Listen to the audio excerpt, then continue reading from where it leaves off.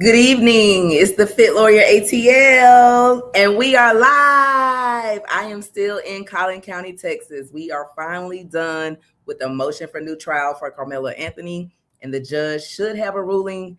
He says tomorrow, but I think that's kind of hopeful, but sometime this weekend, but definitely the deadline's Monday. So shout out to everybody that was already in the chat waiting.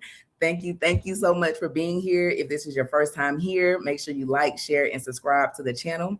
I am a 20-year criminal defense attorney in Atlanta, Georgia. TheAdamsFirm.com is the website. All the information is in the description if you are in Georgia and get arrested for a crime or are involved in a car accident or a slip and fall. All right, so thank you so much for tuning in, y'all. I was a little late because I am just really so full right now. I pray for times like this. I've had my YouTube channel for a couple years now. I can't really get on as often as I would like because I still practice, but I just this week has been amazing. Meeting so many people, doing a commentary, having so many people on the live, so many people in the comments, so many views. This has been amazing. So thank you everyone who's been tuning in. Thank you for all the love, all the support, all the cash apps y'all have been sending. This has been amazing. I called my mom, who's also my paralegal, when I got out of court today, and I was like, I quit. I'm not coming back. I'm finna go to California to the dirt trial. I love this. Okay, so not for real, so don't look for me, but eventually one day. So y'all pray with me, okay? So that we can make that happen, because this has been amazing. So shout out to the chat. Y'all were here early. Let me update this banner really quickly. How are y'all doing today? Come on into the room. Let me get this banner updated. Okay. All right, everybody's good. You can hear me. Okay. Oh my goodness, 400 in the chat already. Y'all are thank you so much. I'm so excited. I see our new member in the house, Nene41. Shout out, sis. All right, let me go through some of the comments. Queen Brielle says hello. Free, Marcello Jackson, send some hearts. Queen Thomas 8612 says, I just love your commentary. #1 on my list. Thank you so much. Truth Talks Live. Hello, sis, new member, new subscriber. And she's also sharing a lot. Thank you so much, sis. So y'all stay tuned because I'm going to be doing some stuff with Truth Talks Live very, very soon. And she's all the way in Vegas. I love that. Thank you so much. Shout out to Bravo Beat 7983 says, anybody need a seat? I know that's where I get your seat, popcorn, all of that stuff. I wish we had the ruling. Is coming. It's coming. So we should have it any minute. The judge said tomorrow. So we'll see. I've got on the list to get the emails ordered, the orders emailed, and they also put them on the Karmelo Anthony special website that Collin County has. So we'll know. So stay tuned, because as soon as this order comes down, we'll do it live so we can talk about what the judge says. All right. RN 999 says, hey everyone, let's go. Justice for Karmelo, winning. All right, Collin County, one cute guy, that's cute. Collin County is corrupt. Jazzy J0312 says, we are about to get an earful today. You are, because Bill Worski got on the stand today. Can you all believe that? He jumped from being an advocate. He's been the one that's been representing the state this entire time. And he actually walked up to the witness stand to get on the stand and testify today. So that was interesting. Of course, the defense objected, but the judge let it happen. So we heard from him, and he went all through the gentleman's agreement. We're going to get to it. I'm even going to skip around. Shout out. We got super chats already. Okay, hold on. Okay. Brittany B8831 sends 10 jewels. Thank you so much, sis. Latrina, none of your business 6931 sends 10 jewels. Love it. Lacey McGriff sends 10 jewels. Thank you so much for the love. Sharon NJ4UV sends 10 jewels. Thank you so much. Teresa Wright 828 sends a $20 super chat. Thank you so much, sis. You have been so supportive this entire time. I love it. She says, thank you so much. You are awesome. I'll be in ATL next week visiting in-laws. Oh yes. Okay, definitely. Enjoy your time in Atlanta. Make sure you eat good. You gotta let me know what side of town you're staying on and everything. So we need to link up, inbox me. All right. Shout out to Beauty in Fillers RN sends a $10 super chat. You are an impressive Black woman. I need you to be my daughter's mentor in her pursuit of becoming an attorney. I love that. So concise, to the point, intellectual, and personable. Ooh, I love it. Thank you so much. Send me an email to fitlawyerATL@gmail.com, and let's see what we can work out. Shout out to Rashana HT sends a $2 super chat. Love your channel. Started following you from Lead. Yes, I've been texting him since I've been here. I'm like, Lead. Oh my God, this has been amazing. So yes, I just told him yesterday I wouldn't be here without the TLA effect like 2 years ago. Isn't that crazy? Thank you so much for following and listening. Inspirational Truth sends a $5 super chat. Says, break it down, Fit. Yes, I love it. Y'all dropping super chats. I ain't even saying that. I love it. All right. Shout out to Damalie Goings, 250 jewels. Thank you so much. All right, and then we have Erica Kathy 6797 says a $5 super chat. Says, you are doing an amazing job. So happy I found your channel. Thank you so much. I'm so happy that you all are here. Bill Worski talked a lot of smack about the content creators and said we're monetizing murder. We're turning murder into clicks to make money. You could tell today he was really going to go there, but he ended up not. He ended up, not being too petty today. But we did get into a lot of good stuff today. So, all right, y'all, let's get into it. So if you've been following, if you haven't, let me catch you up. You all know Karmelo Anthony was convicted of murder June 9th of this year, 2026, here in Collin County, Texas. And immediately he filed for an appeal and was appointed an appeal attorney. Well, as a defendant, once you're convicted, you do have appeal rights that go up to the Court of Appeals, but you also have the ability to file a motion for new trial in the trial court to make arguments to the judge that things were done wrong, I'm trying to get my words. Things were done wrong legally in the case. So it has anything to do with the facts, right? So a lot of people were confused at first, like, why is this getting filed? Of course, Karmelo, he stabbed Austin. He already admitted to it. We already saw the video. We saw none of that was an issue in the motion for new trial. It's all legal argument, which is why I was so excited, okay? So it's totally legal argument. So Russell Wilson and his team represented Karmelo pro bono to file this motion for new trial, okay? So they filed this motion, I think it was like 60-something pages plus exhibits, and they filed it within 30 days of his conviction, because that's what the law requires. It was filed on July 7th. Simultaneously with this, or contemporaneously with this motion, they filed the motion to recuse Judge Roach based on his interview that he gave to a local news station 2 days after the verdict, okay? So there was no arguments here that Judge Roach was biased during the trial or anything like that, or that he violated any judicial canons or anything during the trial. The issues only came because he spoke in the public about a matter that was still pending before him 2 days after the verdict, okay? So that is why they filed the motion to recuse. Judge Sid Harrell came over from San Antonio, Texas to hear that motion, and he granted that motion. I mean, Wednesday's court hearing was like an hour and 20 minutes long. It wasn't long at all.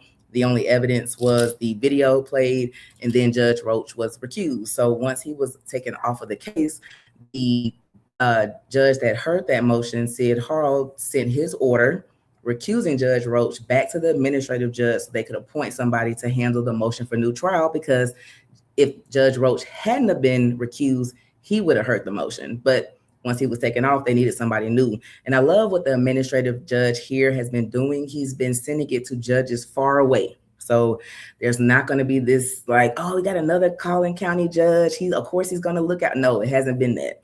Texas is huge. I'm from Atlanta, Georgia, okay? You drive 3 hours from your house in Georgia, you're in South Carolina, Florida, Tennessee, something, right? No, Tennessee, you're like still in Tennessee, okay? So these judges, although they're also in Tennessee, they're kind of far away because they're coming from different counties. And I'm not sure how far San Antonio is from Collin County. I think it's a few hours, if not more.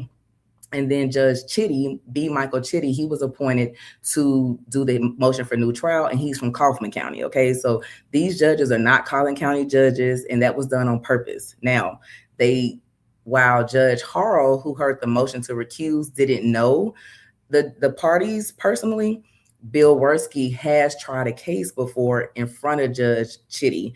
It was the Texas 7 case, I believe, or a case in Kaufman. No, it wasn't. It was the case in Kaufman County, I believe, where a DA was killed.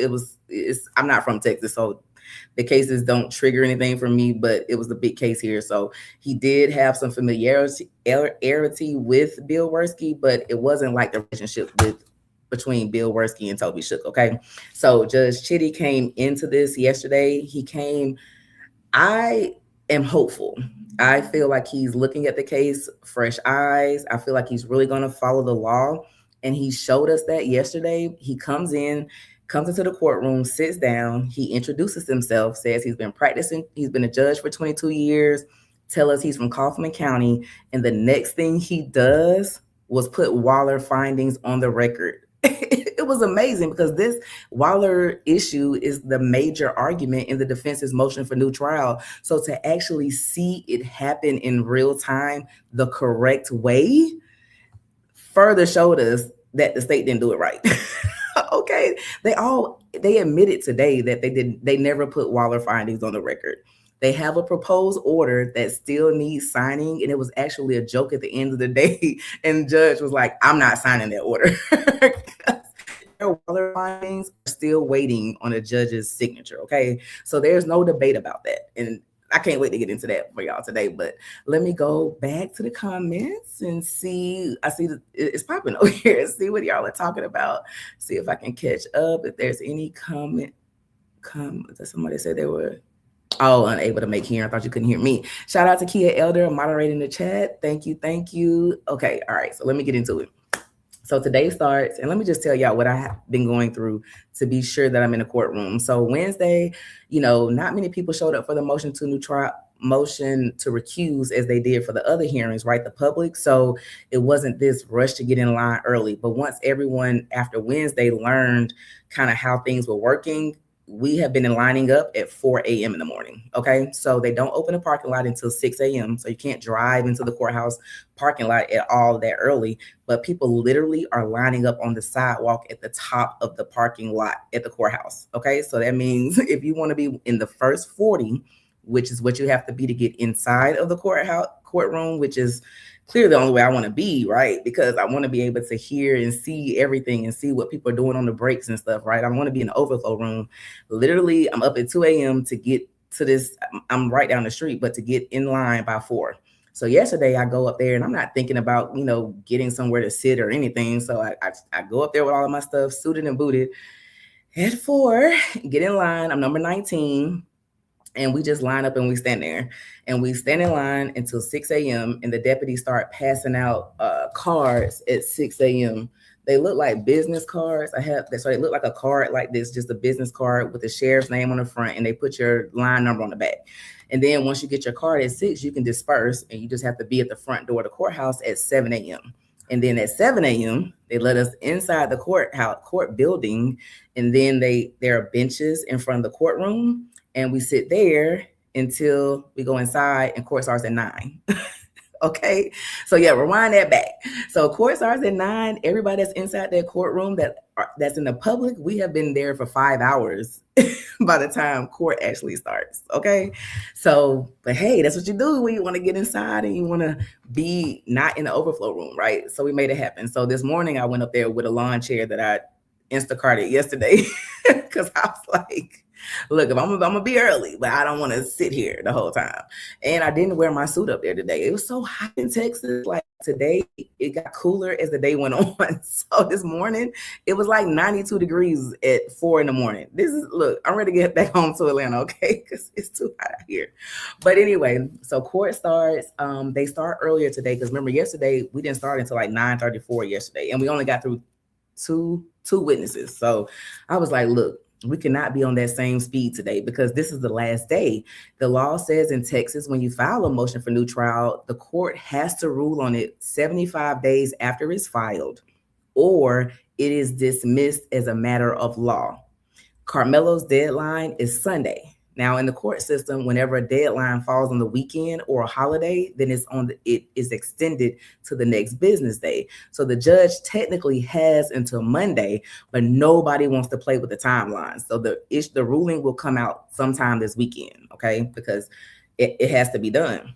Now, if the judge decides to deny this motion, he could do that orally, but we're not in court anymore. So then he'll still write it down in an order and say so. If he is going to grant it, the only way you can grant it is by a written order, because you have to put findings on the record as to why you're granting the motion for new trial. Okay. All right. So court starts this morning. Judge comes in 9:15. And we already knew when we left yesterday, we finished testimony with Mike Howard. So it was announced that Toby Shook would be testifying first today. I don't know Toby Shook outside of him handling Karmelo Anthony's case, but he is representing Yellow Beezy. Don't ask me who that is. It's a rapper, I think, but I think that case starts on Monday. So, you know, Toby has other work to go do. So he's a very prominent criminal defense attorney in Dallas, Texas. That's where his office is. And so he drove over. He was here in court yesterday because they thought they were going to be able to get to him yesterday, but they couldn't. So they brought him in today and we got him done. Now, when Russell Wilson puts him on the stand, oh yes, Karmelo Anthony did come in suited and booted again today. It was like a light gray suit. And they once again asked to have his handcuffs removed. But guess what, guys? They have Karmelo in a what's it called? A vest, bulletproof vest. I was sitting next to a content creator today, North Carolina Beats, and he pointed it out. I was like, are you sure? And we were looking at the way his shirt was buckling up in the back, but when he stood up to have the handcuffs taken off, you could tell. So they are still concerned about his safety. You know, they still get threats. Somebody in this case, DA, attorneys, the clerks, like threats are still coming in daily against Karmelo Anthony's life and other people in this case. So they had him in a bulletproof vest today. I didn't notice it yesterday, but he had one on today under his clothes. So they uncuff him in the front and take the waist cuffs off, but he still has the leg shackles on. His parents are there again today. They are front row center. The girlfriend that they continuously reference during this hearing, she is present in the courtroom as well. And so then they call Toby Shook right up. We get started.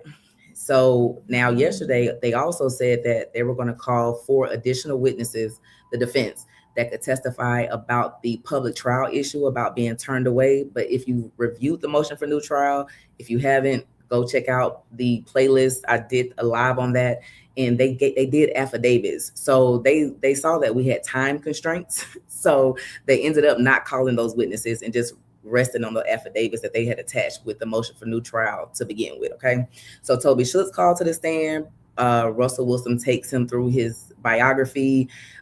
He was a Dallas County DA for 23 years and 6 weeks. He was head of the felony trial division, 2011. Him and Bill Werski started working together. They went into private practice together, but that only lasted 3 years. And then there was a third gentleman that was in their practice, Gunter. So Gunter and Shook still have their law office, and Bill Werski went to go work for the DA's office. They speak at CLEs together. They have tried high-profile cases together. They are both familiar with the laws governing murder cases. They are really... Bill Werski describes them as best friends. I think they've been friends for like 34 years. They met back in 94 when Bill Werski still worked in misdemeanors. And they actually know Dewey Mitchell too, because Dewey Mitchell used to intern for something that Toby Shook used to work at. So they all, and people, when they hear this, I hear a lot of lay people in the courthouse like, something's wrong for that. That's a conflict. Y'all, the legal community is very small. I am friends with plenty of lawyers, friends with plenty of judges. We go to dinner together. We hang out. We take trips together. Like, we're friends. But when I have a case, we're against each other, we're on opposing sides, or we may be co-counsels together on cases. Like, the legal profession is very small, and it gets even smaller for Black women. Only 2% of the profession is Black women. So, I mean, we all know each other. So that knowing each other, that doesn't cause a conflict. We used to work with each other. It doesn't. We're lawyers. It's just, so we're going to uphold ourselves to a higher standard, to an oath. So just because we know each other doesn't mean we're going to do underhanded stuff. on the case, so it doesn't automatically create a conflict. So a lot of people had that thinking, but it doesn't. But they did get all of this out. But the purpose of them bringing all of this out is to say that they kind of both knew the same things. They both knew how to try a case. They both knew that if it's a self-defense case, the defendant has to testify most of the time. So that was the point of them going into this relationship. It wasn't to prove any conflict or anything. It's just saying they both know the same things. All right. So they go right into the gentleman's agreement, and they talk about how this happened. So we heard yesterday from Mike Howard's version how it happened. So now we're hearing with Toby Shook. Now, a lot of times through Toby Shook's testimony, you can tell, and this happens all the time, when there are two attorneys on the case, they're not doing the same thing. It's a lot to do in a murder case. And so they split and divide the work. So some of the questions Toby would say, I wasn't working on that. I really didn't pay attention to that. That's because he's working on something else. They divided up. I think he said his job was to cross-examine the witnesses. So he's reviewing the facts, reviewing the inconsistent statements that all of the witnesses made the day that this incident occurred, so that he can cross-examine it. That's what his focus of the trial was. It came out that Mike Howard is like a appeals specialist in the sense of he's all about the law. So he's working on things like Batson challenges for the jury instructions, that constitutional thing. So everybody's working on a different part of the trial preparation. So that was evident in some of the questions that Russell Wilson took Toby Shook through on his direct. So they talk about the gentleman's agreement. He says that Worski called him because, they have a relationship. They're besties. So they had previous conversations like outside, and what he's probably talking about is Mike Howard testified yesterday that it came up a few times about this gentleman's agreement, but every time it came up, it was just, they would just laugh it off and like, why would we ever agree to that? And the reason they were saying that is because they were still receiving discovery slowly. I think they ended up putting a PowerPoint up or a piece of paper at some point that was showing the dates that discovery was served. And so I think discovery was served maybe like in 4 different stages. So it was different periods that they would get different information. So the first time they started hearing this conversation about the agreement, they haven't gotten all of Karmelo's bad stuff. And I'm going to go over that because just like yesterday, I was telling y'all all Austin's dirt, and we saw a couple of Karmelo's text messages yesterday. Oh, baby. They put them all on the screen today. And when we saw it, everybody in the courtroom was like, oh, we get it. Mike Howard, we sorry. We see why you took that deal. When I get to the text messages, y'all going to be like, Karmelo, what? It blew my mind. But anyway, so Bill Worski makes this call to Shook, and he says, hey, you want to start really talking about this agreement we've been throwing around? And, Shook's like, because at this point he hasn't seen a reason to do so. And Worski says, well, you do know about that Karmelo Anthony stalking incident with the girlfriend. Shook says at this point he's unaware of it. So he says, oh, let me talk to Mike about that. So he calls Mr. Howard, talks to him. Mr. Howard then starts researching that issue. So he looks into it. He talks to the girlfriend, and whatever they discuss, Mike Howard comes back to Shook and says, don't worry about it. We can work it out. The girlfriend's going to testify. And we couldn't get a police report or anything about this. I don't know that a police report exists. So I don't really know the full details of the incident because it didn't come out during the hearing. But what they were talking about was the state alleges that Karmelo Anthony's girlfriend at 8:30 a.m. the day of the stabbing went to a counselor at the high school named Candy. No, I mean, not. I think it's Candy. I'll come to her name because I wrote it down somewhere later. I think it's Candy. But anyway, she's an assistant principal. And the girlfriend went to her and said that Karmelo Anthony was spiraling. He was not handling the breakup well. He wouldn't accept no for an answer. He was stalking her in some kind of way. I don't know if he was doing drive-bys, calling a lot. I don't know what he was doing, but she made that allegation. And then fast forward 2 hours later, 3 hours later, and there's the stabbing at the track meet. Same morning. And so Mr. Shook, he wasn't aware of it, but when he talks to Mike, they can explain it. They can explain that they weren't actually broken up at this time, is what later comes out that they say. That's what the defense says. So the exact words that the girlfriend told the counselor, I don't know. That didn't come out in court, but this is what the first time when they talk about this agreement. All right. So then Shook reports back, well, Howard said he worked it out. So, it's all good. So they continue on. They had gotten a phone expert who went through the phone. So while they are serving discovery, Mike Howard and Toby Shook had hired their own expert to do what's called a phone dump or a Celebrite dump of the cell phone so they can get everything off of it. And so what people don't realize is that when you are using your cell phone, unless it's an encrypted program, like a truly encrypted program where you can't subpoena the messages from the company, then everything on your phone is downloadable, whether you delete it or not. Even stories, you know how Instagram stories, sorry, I had to clean my glasses. Y'all know how Instagram stories disappear after 24 hours, where they disappear to your viewing, right? You can go in your archives, they're still there. You can go in your archives and delete them. It is always going to be on your phone. Anything you do on your phone stays on the phone forever. You can never truly delete it. So you delete text messages, emails, whatever. Anything that ever touches your phone is always there. So they can just do this thing called a phone dump and it'll be able to pull it up. So while the state did a phone dump and they eventually served that to the defense attorneys in discovery, the defense attorneys themselves, they have Karmelo's phone, so they do a phone dump as well. The phone dump is what leads them to agreeing to the gentleman's agreement, because the text messages that are exposed on there, not so much the pictures, there are a couple pictures of some guns, but the text messages are really, really damning from Karmelo Anthony, okay? So we're going to get into that. So when they learn of the text messages, Bill Worski then reaches out again, because now he knows that they know how bad it is. So now he feels like this is the perfect time for me to make this offer because I have leverage. And this is what Bill Worski testifies to. He had leverage at this time. So he reaches back out to Shook.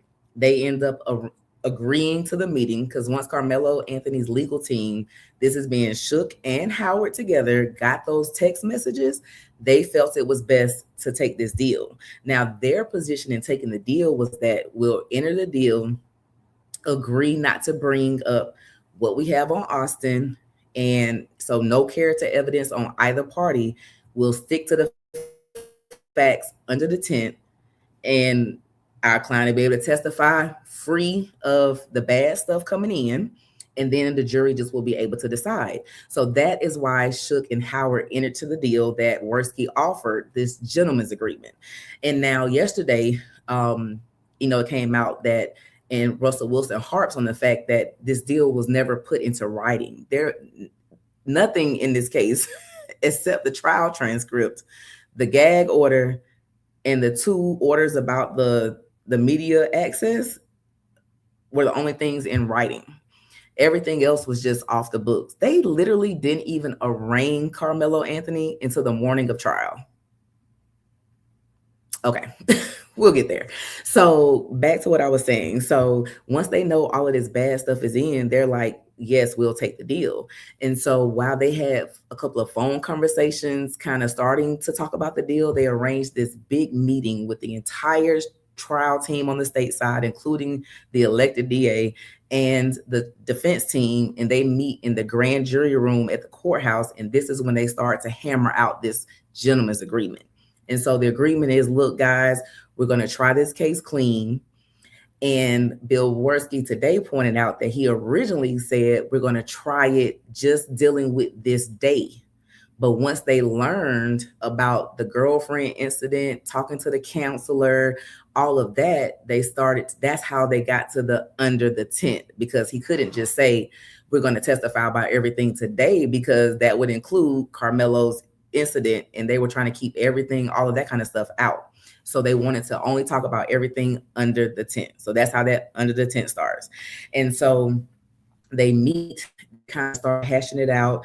And what they say is they kind of go back and forth and give some examples. So there's a witness they keep throwing out, Tiffany Whitaker. She was one of the first state witnesses to testify, and the first person to observe Karmelo when he runs down those steps, and he runs like he was going to go head out of the field, and then he comes out of the track and he comes back onto the grass. That first person he interacts with is Tiffany Whitaker.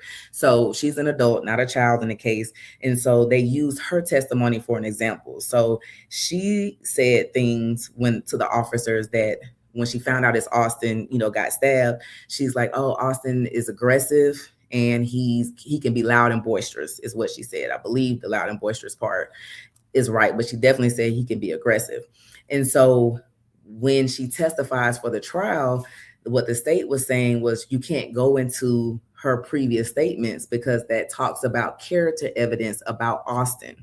That was the gentleman's agreement. We're going to keep out the character evidence on both sides. So in this big grand jury meeting, that's what they start working on, different witnesses, different examples, different things that would make the agreement work, that would be under the agreement, and different things that would open the door or violate the agreement. So the agreement was, look, we try everything clean. We don't bring up any bad character evidence on either side, because there was a lot on both sides.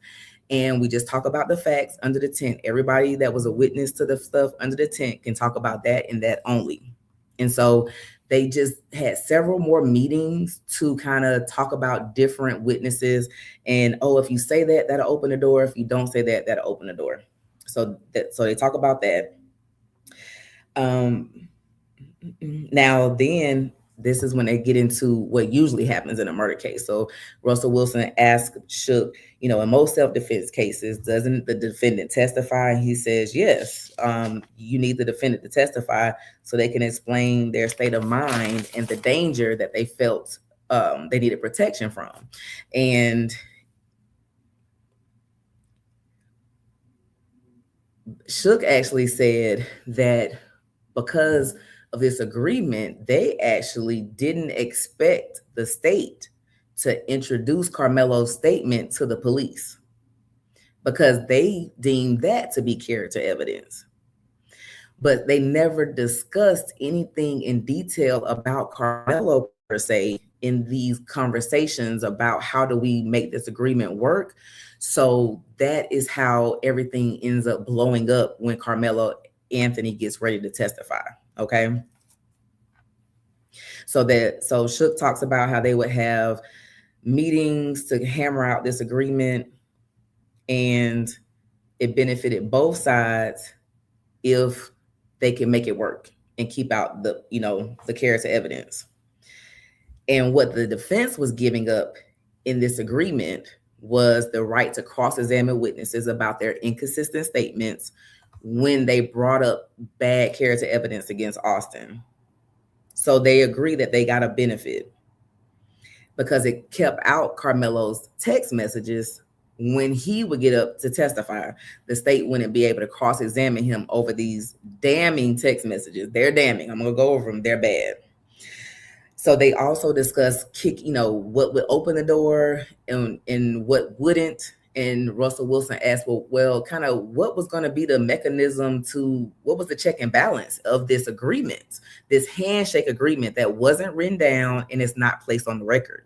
And they said, Shook says, well, we were going to kind of keep each other in check. So if either party ever thought the other was getting close to the line or skirting the line, they were going to say something in a moment so they could pull back and correct it. And that was going to be the way they were going to make sure the agreement stayed the way it was the entire time.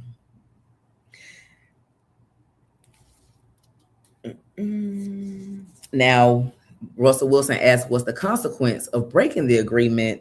And it just really depended on what the violation was, and they would just deal with it when it came up. So they get into what happens about when everything breaks down. And so Shook is basically, worst he comes to Shook, And Shook says, yeah, we're going to get ready to put Karmelo up. And Worski says, wait a minute. We have never contemplated Karmelo Anthony testifying. And Shook testified today that he was so taken aback by that statement. And still to this day, he can't believe the validity of that statement. And it's going to be funny because when Bill Worski gets on the stand and becomes a witness, he actually walks that back. So because we don't have a record, we only can take him at his word, and we can only take Mike Howard and Toby Shook at his word as to exactly what was said on that Monday, how things fell apart. Because today Bill Worski is saying he never said that they violated the deal or that they opened the door. He says he never said those words, but it doesn't seem genuine, because the other party is saying the judge even spoke to the fact that you didn't open the door. So you must have been saying those words for that to be a conversation and something the judge would respond to. So they got really weird when Mr. Worski got on the stand, but we're going to get there. But Shook's talking about how that broke down. So he's like, we say Karmelo's going to testify, and the state blows up and says this, oh no, we never contemplated that. We never contemplated the defendant testifying. Because it's Monday now. It's the defense case. Karmelo is going to be about the last witness. And now is this pause in the case.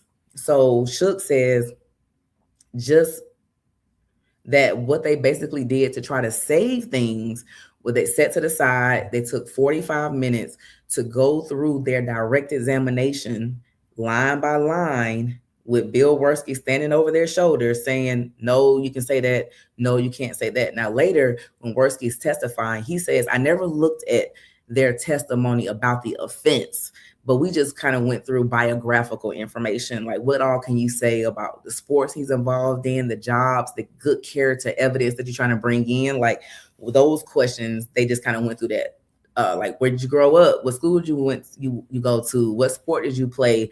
Those kind of questions is the only thing that Mr. Worski says they went through, because he didn't need to see anything about the offense because he already knew what that was. So they go through all of that line by line, and he approves it, saying what will open the door and what won't.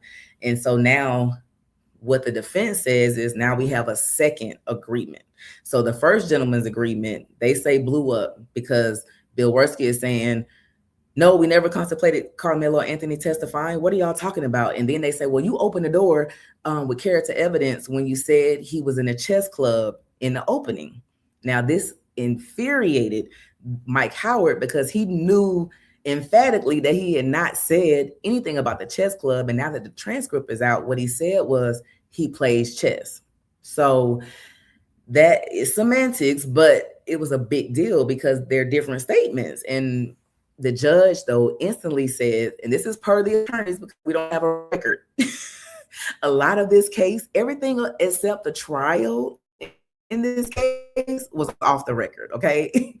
And I've never heard of that. I've been practicing 20 years. Russell Wilson said the same thing. I've never seen so many off the record things in a murder case. Now, when Bill Worski got up yesterday, he says, hey, look, off the record is how we do it in Texas. And so, maybe that's how they do it here, but that's not how we do it in Georgia. If it's not on the record, it didn't happen. And so that is causing a lot of the issues in this case, because we're just having to take people's words for things and what their memory is about the incident, months later, because there is no record of a lot of it. So he gets into the whole back and forth. So he says they got this new deal now, the second deal, because they've gone through and, crossed out what's going to open the door and what's not. And then Karmelo is asked, do you want to testify? And so Mr. Worski said, I'm going to get to it because I'm going to mess this word up. So Worski, because now he does a lot of this testifying as he's asking questions. And as like when he cross-examines Shook, he'll ask him a question, but depending on what the answer is, he'll speak back to him. So he's like testifying as he's asking questions. And the defense was objecting for it, but the judge was allowing a lot of it. So Bill was just talking all day long. Okay.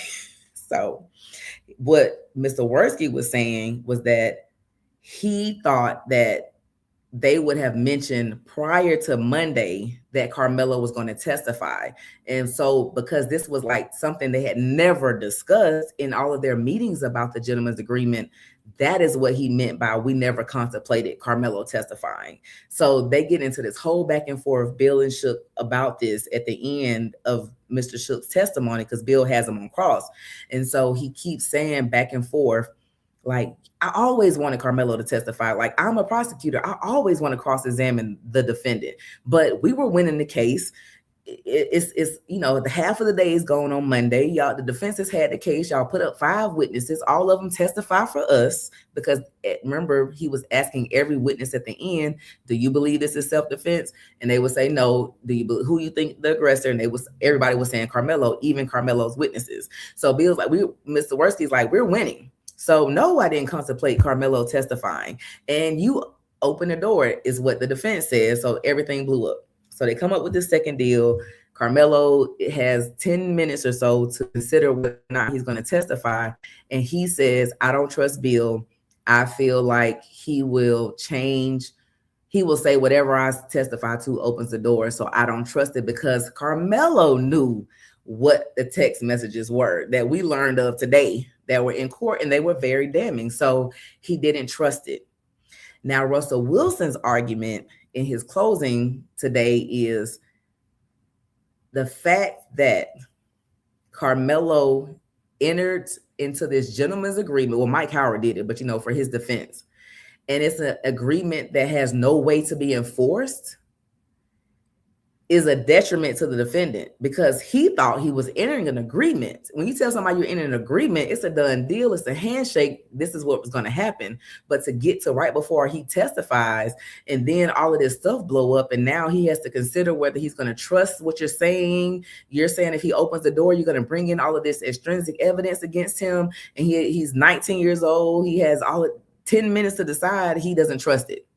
And so when Bill Worskey is cross-examining Shook on the stand, and he's like, you know, don't you trust me?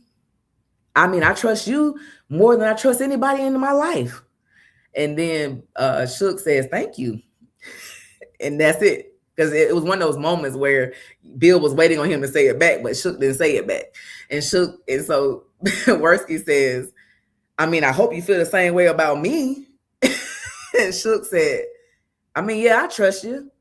But the point is, my client didn't. And because that's his right to decide whether or not he has to testify. And so that was very interesting there, because they fell out about this. And Russell Wilson pointed it out, like Shook and Worskey are friends. They're like best friends. They've been friends for 34 years. They get to arguing. So in his closing, Russell Wilson's like, Judge, he turns around and points to Bill Worskey. He's like, he's an experienced attorney. Dewey Mitchell's an experienced attorney. Shook is an experienced attorney. And they argue for 45 minutes that day to work out something. But we've been arguing here for 2 days, and we can't even figure out what exactly happened with this gentleman's agreement. What do you think this 19-year-old, just out of high school, young man thought? And when he had to decide whether or not he was going to testify, he thought he was entering a deal that was ironclad, and he's getting told that it's not. And the judge even interjects while they're arguing and saying, I have no way to enforce the deal. So now I entered a deal that's unenforceable, and now I'm supposed to testify? No, I'm not. And so that is what Russell Wilson's big argument is about this gentleman's agreement, is that the state benefited the entire time, their whole testimony. Nothing about Austin gets to come in. They rest.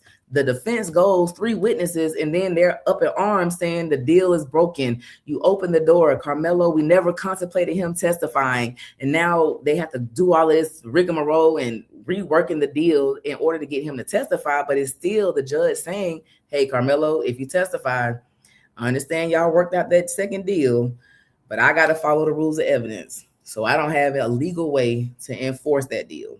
So if you testify and open the door, Mr. Worskey is going to be able to bring in all that stuff against you, and Karmelo just didn't trust it. And Russell Wilson says that's a violation of his rights, because all of that gentleman's agreement off the record BS influenced his ability to testify, and that shouldn't have been the case. So that is their third argument, and that's in the motion for new trial. Let me go back to Shook's testimony to make sure I cover everything I want to in here. So Shook really gets into like how heated this was. I mean, like him and his best friend, they're fussing at each other, they're hollering at each other. And another thing Russell Wilson did today, he's so smooth, y'all. He brought in, he had Bill, Shook bring in a PowerPoint presentation. So I remember I told you that Shook said that him and Bill used to do, Worski used to do CLEs together. So one of these CLEs was on self-defense in a murder case. So Shook talked about how Worski had developed this PowerPoint. And so when he had to go teach it, he asked Worski to send him the PowerPoint. So Shook actually has Worski's PowerPoint and had his name on it about this murder and self-defense.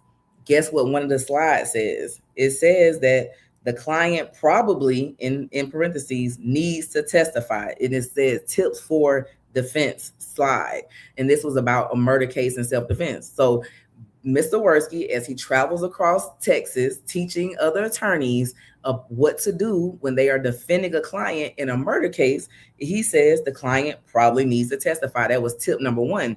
So that's why Shook is like, I can't believe you could say to me that you didn't think we were going to have Karmelo testify when this is what we together go teach other lawyers. You always put your defendant up. That's why we accepted the gentleman's agreement, because we always wanted Karmelo to testify. We just were trying to figure out a way to deal with all those messages and explain them. But when you offer the gentleman's agreement and now we can actually have him testify without that coming in, yes, we jumped on it. So how could you say you didn't think we were going to have him testify? And this is where it gets really, really funky, because when Bill Worski gets on the stand, he says, I always thought Karmelo was going to testify. I never thought that he wasn't. Then why did you say you didn't contemplate him testifying? Bill Worski today says they are misunderstanding him and the word contemplate. He says that what he meant was they never had a conversation about Karmelo testifying, and they never went through his testimony to say what would or wouldn't open the door like they did with the other witnesses. So when he says we never contemplated him testifying, he's saying we never contemplated his testimony. We never structured his testimony. That's what I meant.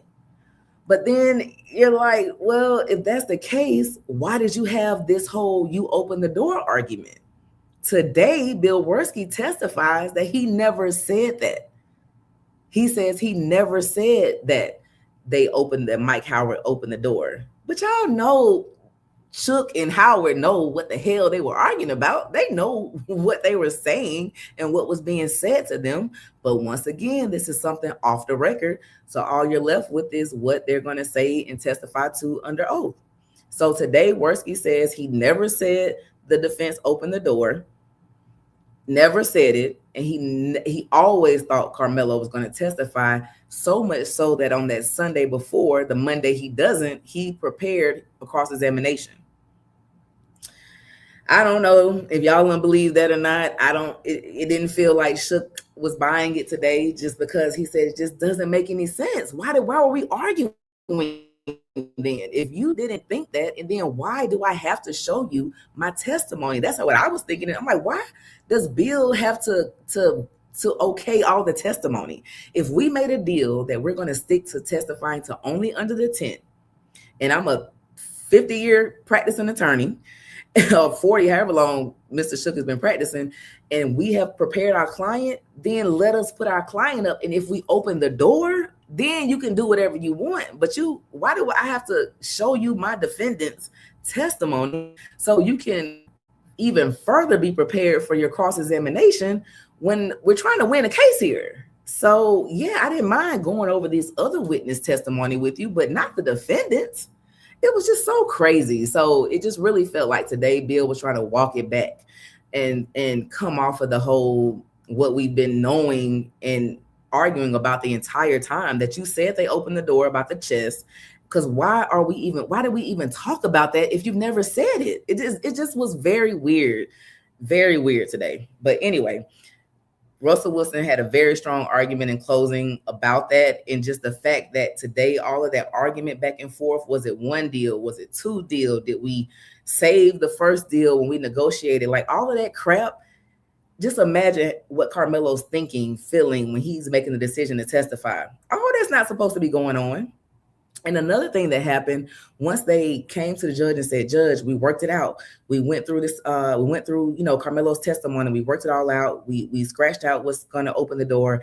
We're ready to go. The judge then says to Karmelo, son, I know what you worked out, but I got to follow the rules of evidence. And I think if you testify, all of that stuff comes in. But guess what? They had never had a hearing on the stuff.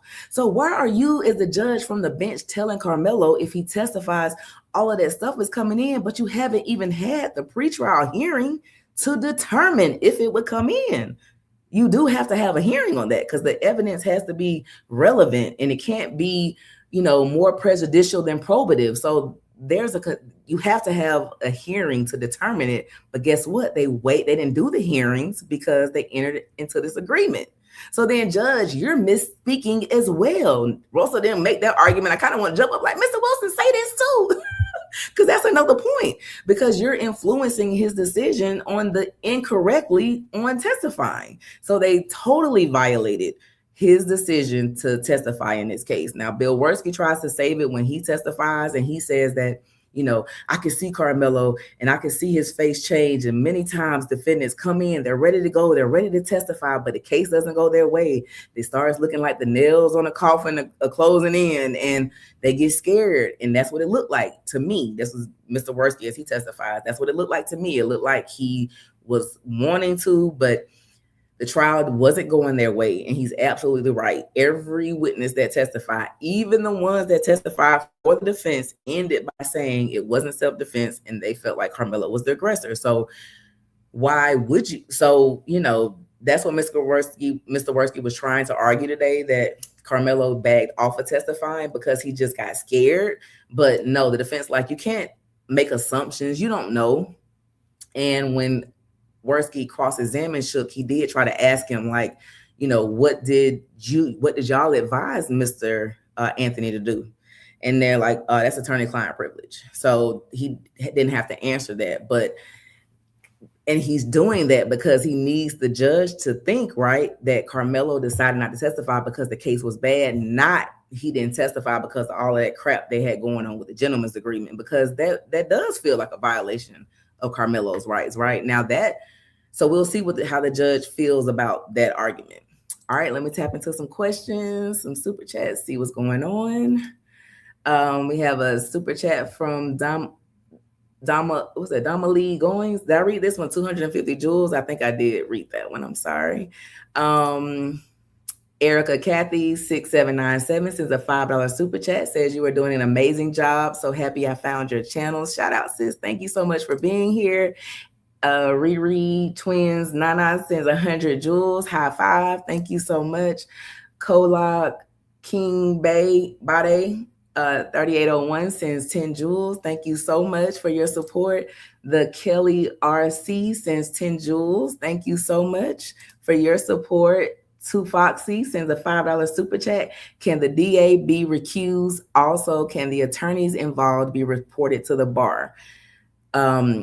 The DA, could he be recused? Well, I'm not sure the law here in Texas. I can imagine it's probably the same in Georgia, in the sense of you would need to file a motion to argue prosecutorial misconduct, but it would be pointless here because guess what? There's no record. So we don't have anything to combat him with, right? And the defense agreed to this agreement as well.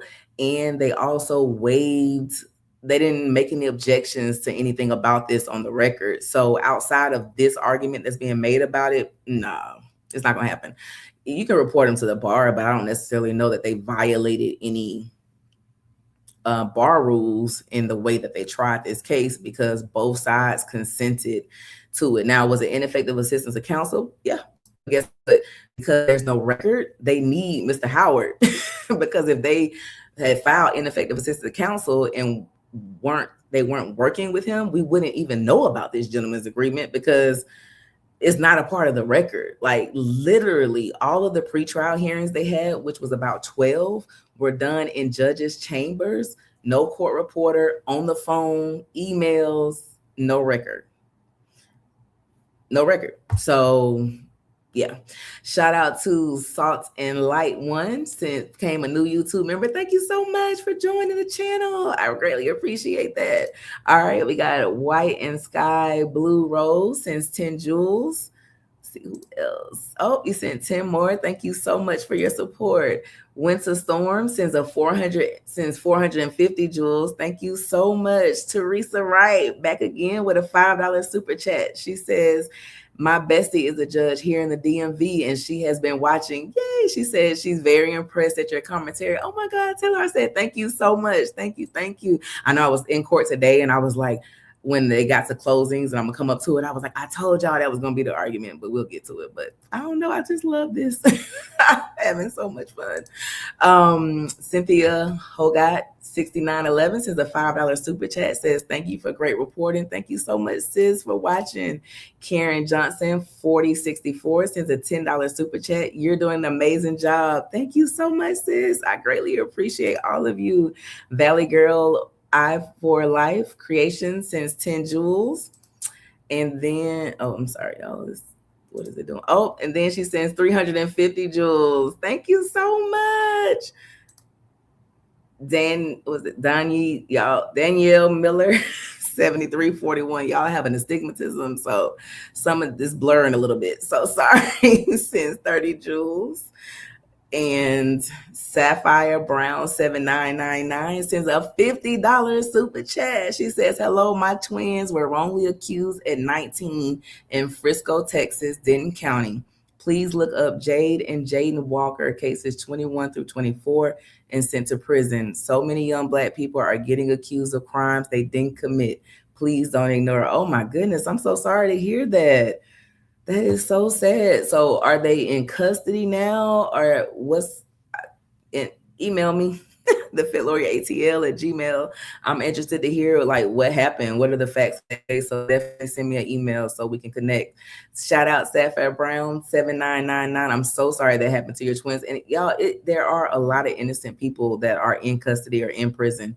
And I always used to get questions when I first started becoming a defense attorney and practicing law and the type of cases I would take. And people always say, how do you sleep at night? I'm like, because there are innocent people in prison. So everyone needs a defense. And that's what this motion for new trial is about. Karmelo Anthony has constitutional rights that despite how you feel about the case, you have to, honor those rights. And so that is what this motion for new trial is all about. So shout out Sapphire Brown 7999.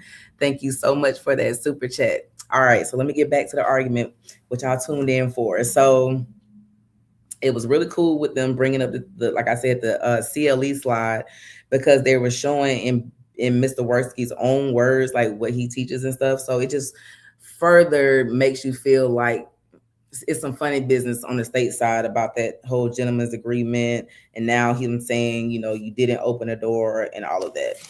Really weird. So let's see, make sure I cover everything. And remember how I told you all yesterday, at the end of the day, we all thought Mr. Worski was crying as he was talking to Mr. Howard about his disbelief in them feeling like he didn't want Karmelo to testify. He's adamant that he always wanted Karmelo to testify, but yet we had all of this argument about the agreement and the gentleman's agreement. So if you're ever in a case and your attorney comes to you with a gentleman's agreement, run, because I've never seen it before. And if you have an agreement that you can't even have the judge enforce and it's not put on the record, like, why would you even trust that? And this is why I always tell people, they're always like, oh, we got a verbal contract. Oh, I got an agreement and, that's my friend. It's going to work out. I said, it's always all good until it ain't. So you always put everything in writing because it's always all good until it ain't. And that's exactly what happened in this agreement. They had a handshake agreement and everything was good all through the state's case. They got the benefit and it got to Karmelo testifying and then it hit the fan. All right, let me see. I'm going to get to this part about what Karmelo's testimony kept out. Okay, so Mr. Worski cross-examines Shook, and so he does a lot of testifying as he cross-examines. And so what the state's argument is on this thing is that the defense benefited as well, because they didn't enter any of Karmelo's text messages into the punishment phase of the case. And they allowed his mom to testify, although she could only say 3 things. I don't know if anybody else felt this way, but as we were getting updates about the trial, it was like, why is Karmelo's mom just saying 3 sentences and going out the room? Why she went up there crying and begging and pleading for the jury not to do anything? That was a part of the agreement as well. So the agreement stretched the entire trial. So it wasn't just the guilt innocence phase. The agreement also covered character evidence in the punishment phase. So that's why the state at the punishment phase literally said, Judge, we rest. They didn't put in anything. Now they said they could have made it worse. Mr. Worski is like, I could have put in all of those text messages from Karmelo, and he might have got life, 99.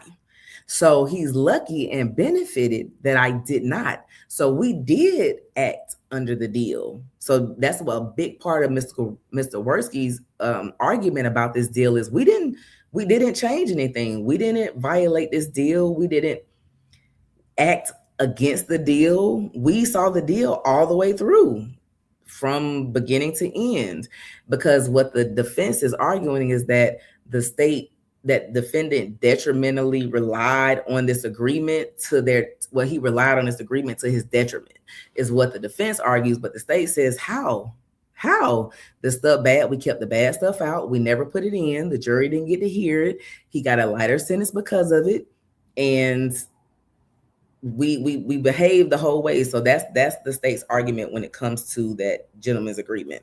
And now let me get y'all to the stuff that came out about Karmelo because I was like, I want to take my belt off. Yeah, I was not pleased. Now I will say that Karmelo Anthony's mom got a little emotional.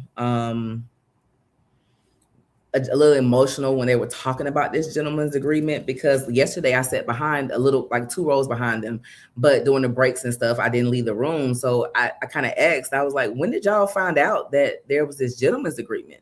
And they're like 2 weeks before trial. And so this wasn't something that Shook and Howard got, and then they called the parents and had this big meeting and set them down and explained everything. Because remember, Karmelo's on bond this whole time.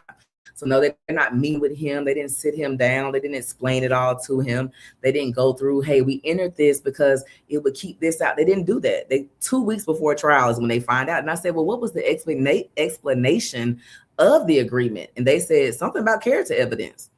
Like, and sometimes as attorneys, we can just get, we've been doing this so long. So to us, it's easy to pick up. It's quick. We're not asking questions, things that are seem common sense to us.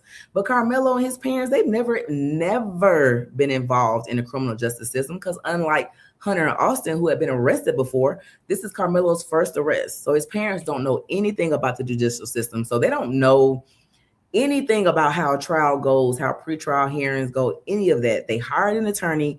Karmelo was home. Do you all know that he never came to court after he bonded out until the trial? Because they did all these pretrial hearings off the record, they were literally happening in chambers or on phone calls, and Karmelo was at none of them.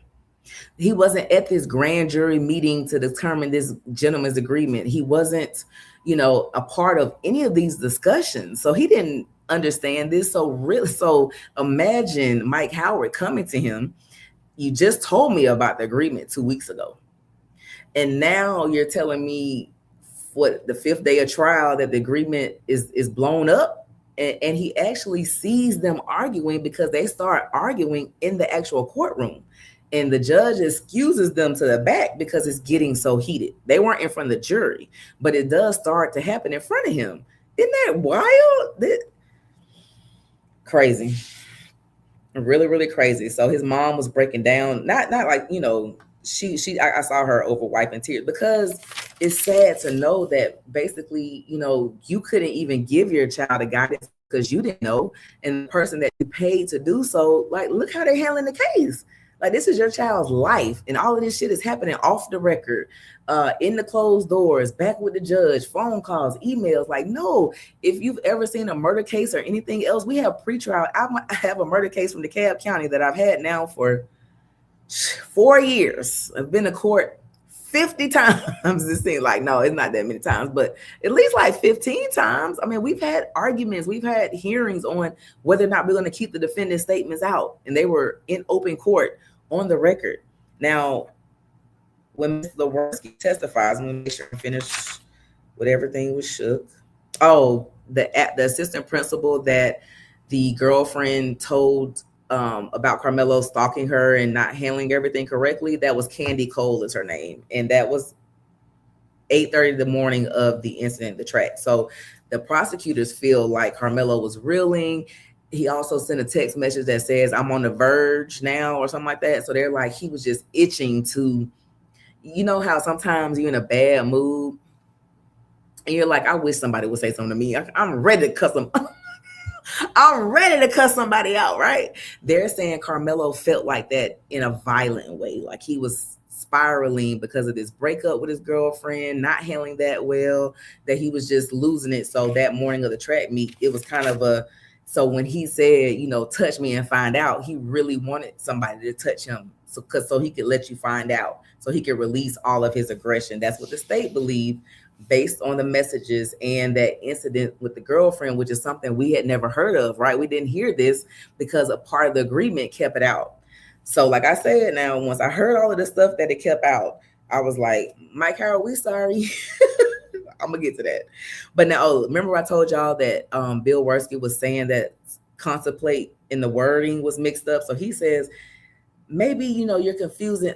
We're saying contemplate, but I'm saying, like, I mean covered by. Like, I don't know. It was just a really weird walk back with Worski today. It was really weird. All right, I think I am finished with everything that came out of Shook.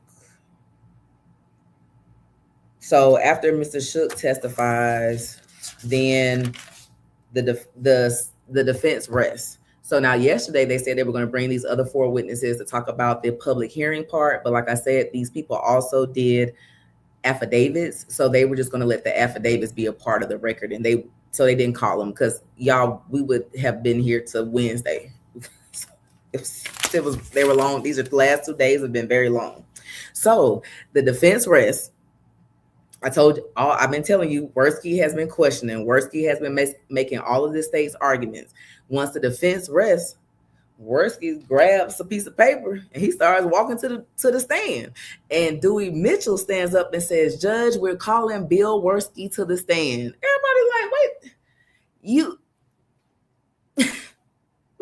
wait a minute. You were just behind the table. How are you going to go from arguing to testifying? Although you've been testifying the whole time that you were asking questions, that was a lot of the objections, but what's going on? So the defense had filed, I believe Tuesday, a motion saying that the state could not be advocate and witness because they anticipated this was going to happen, because just like we all wanted to hear from Mike Howard and Toby Shook about this gentleman's agreement, because everything's off the record, Bill Worski and Dewey Mitchell are the only 2 from the state side that can, well, it's more of the state side, but somebody from their office has to testify about how the agreement came about and everything from their side, because there's no record. So Mr. Worski testifies. So he's walking up there, and so Russell Wilson stands up and makes his objection. Judge, you know, he argues the rule number, and he says, Judge, you know, he's arguing saying, you know, I told them before he can't be witness and advocate. Mr. Worski says, I mean, come on, tell me. You can't tell me that you didn't know this was coming. Like, he was making so many off the cuff comments today, and yesterday has been crazy. But he says, you know, don't tell me you didn't see this coming. And Russell Wilson said, no, I did see this coming. That's why we filed the motion on Tuesday. But then Mr. Worski says, Judge, they filed the motion in advance of the motion to recuse. This is the motion for new trial. They should have objected at the start of the hearing yesterday, but they didn't, and now it's too late. So the judge considers it for a second, and then he agrees that Worski can go ahead and testify. So he goes up to the witness stand. raises his right hand. He's sworn in, and Dewey Mitchell takes him through testimony. So it was like, oh, okay. So now this goes back to, didn't Karmelo say Bill runs the courtroom? Like, this is what he was witnessing that whole time. So when he found out there was no way to enforce this person who's been running things the entire time to stay a part of the agreement, I ain't testifying. So, Karmelo made the best decision, because I honestly don't see how he could testify without opening character evidence, but they said they had went through it. But he would have had to walk a very, very fine line, because he had a lot of damning things to come in. Let's see. Oh, okay. Hold on. Let's see. And I even wrote on my paper, I said puppet master. That's what I call Mr. Worski. He's the puppet master, because he's running it. He's running it because a part of the gentleman's agreement was he had to see what the defense's testimony. I never heard the defense say, we went through the prosecutor's witnesses and we said, you never hear them saying that. It's really weird. All right. Trying to make sure I got everything.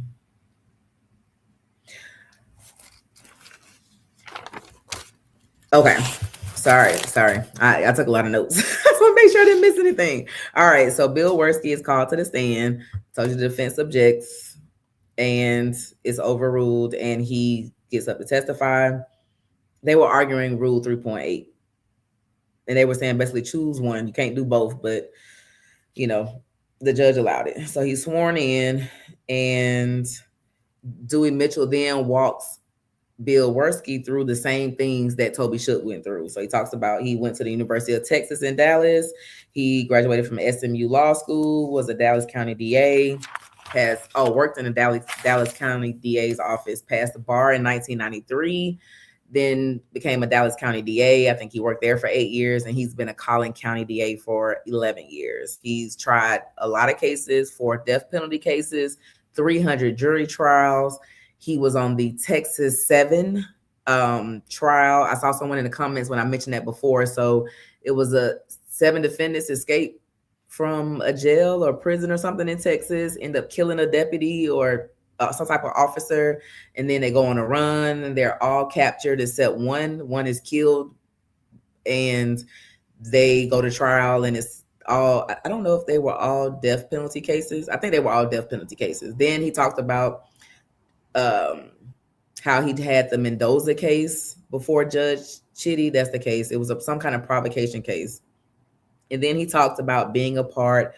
And so you sit in the gallery like, what? Okay, now it's kind of getting off track, right? Is this relevant? So we kind of let it, and I'm saying we, like I'm a part of the defense. The defense team let it kind of go on for a little while, but I was thinking like, is this relevant? So he talks about there was a case in Kaufman County that he did where a ADA was killed in a parking lot, and then the DA and the DA's wife was killed. I gotta look that up. That's crazy. In 2013. And that in that case, it was really high profile. That was live streamed. He talks about the online chats and a lot of the threats that they had at that time and what type of safety measurements the judge put into place. And I'm kind of like, okay, where's this going? And then he talks about Judge Roach and another high profile case they had together. It was a cop killer.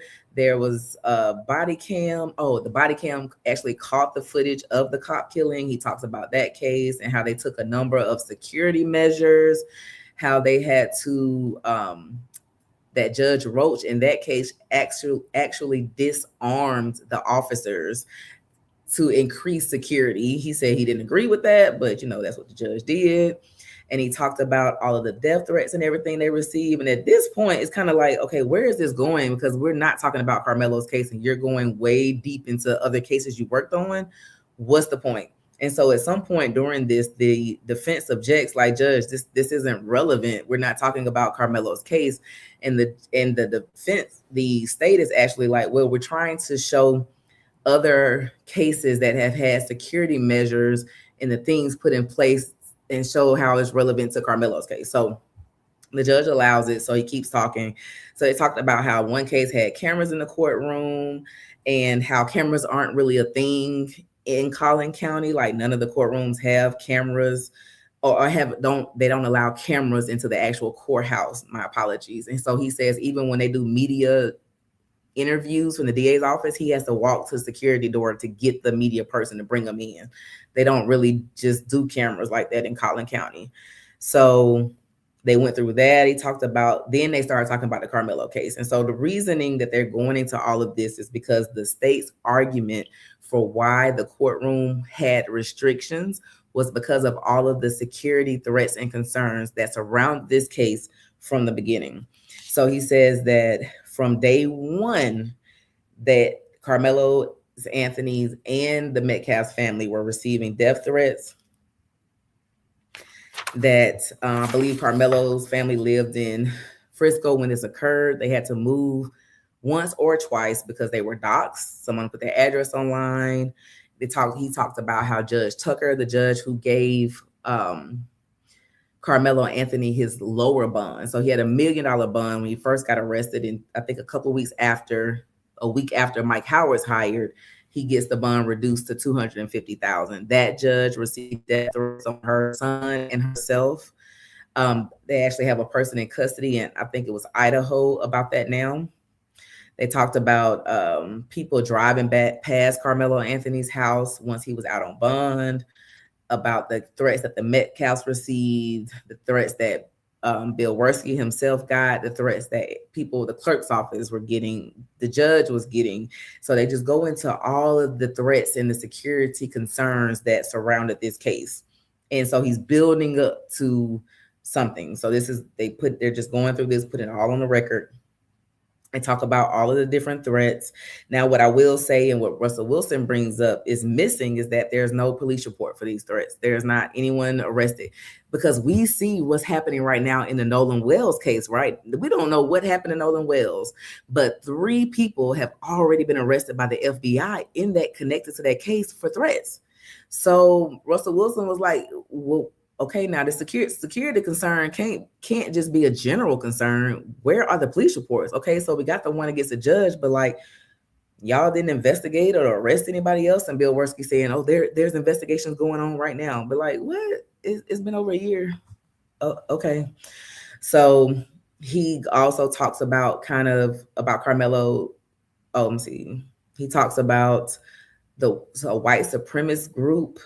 Oh, they were putting up signs around Collin County. He also talked about the swatting that was happening. Like, people were making calls to SWAT police so that they would show up at people's homes. So this is the things that they were concerned. Mike Howard was getting threats.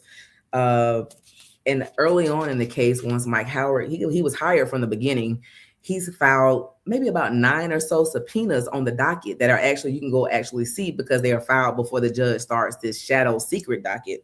And once they got filed in a public docket, people in the public pulled them. They started trying to figure out where the witnesses stayed. There were kid witnesses, and they were just harassing them, putting their names out there. So he's leading up. Then he starts kind of talking about these content creators again, and people who they call it disruptors. He didn't say any names today. Yesterday, he was real petty and dropped 3 names.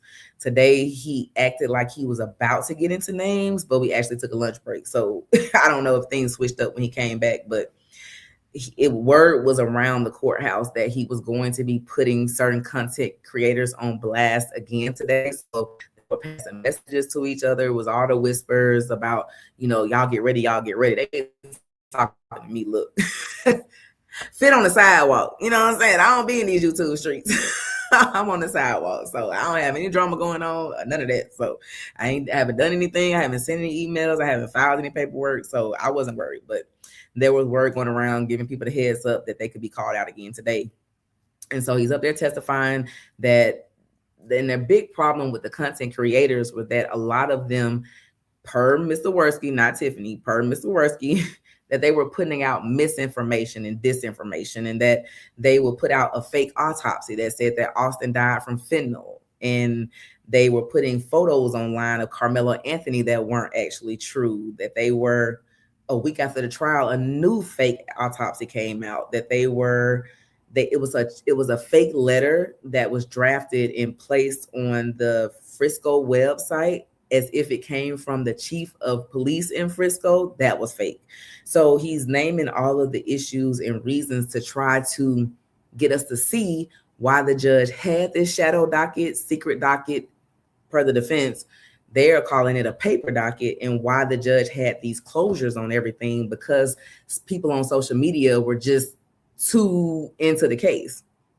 But as he's saying it, I'm like, well, the public has a right to know and be so into every criminal case, so that we can make sure that the laws and rules are being followed, and y'all are not just doing it like you do it in Texas, everything behind closed doors and not on the record, right? That's the whole point of the Sixth Amendment, the public trial, so that we can have checks and balances, so we can see what you're doing. There are some courtrooms in Fulton County that have a standard running live stream every day, and you can see bond hearings, probation revocation hearings, whatever this judge is doing, you can see, because he runs a live stream every day. So it's nothing wrong with people wanting to be involved and come see the court case. And Russell Wilson argues that in his closing. He said it's also nothing wrong with people taking the information and saying whatever they want to say, because it's their First Amendment right to do.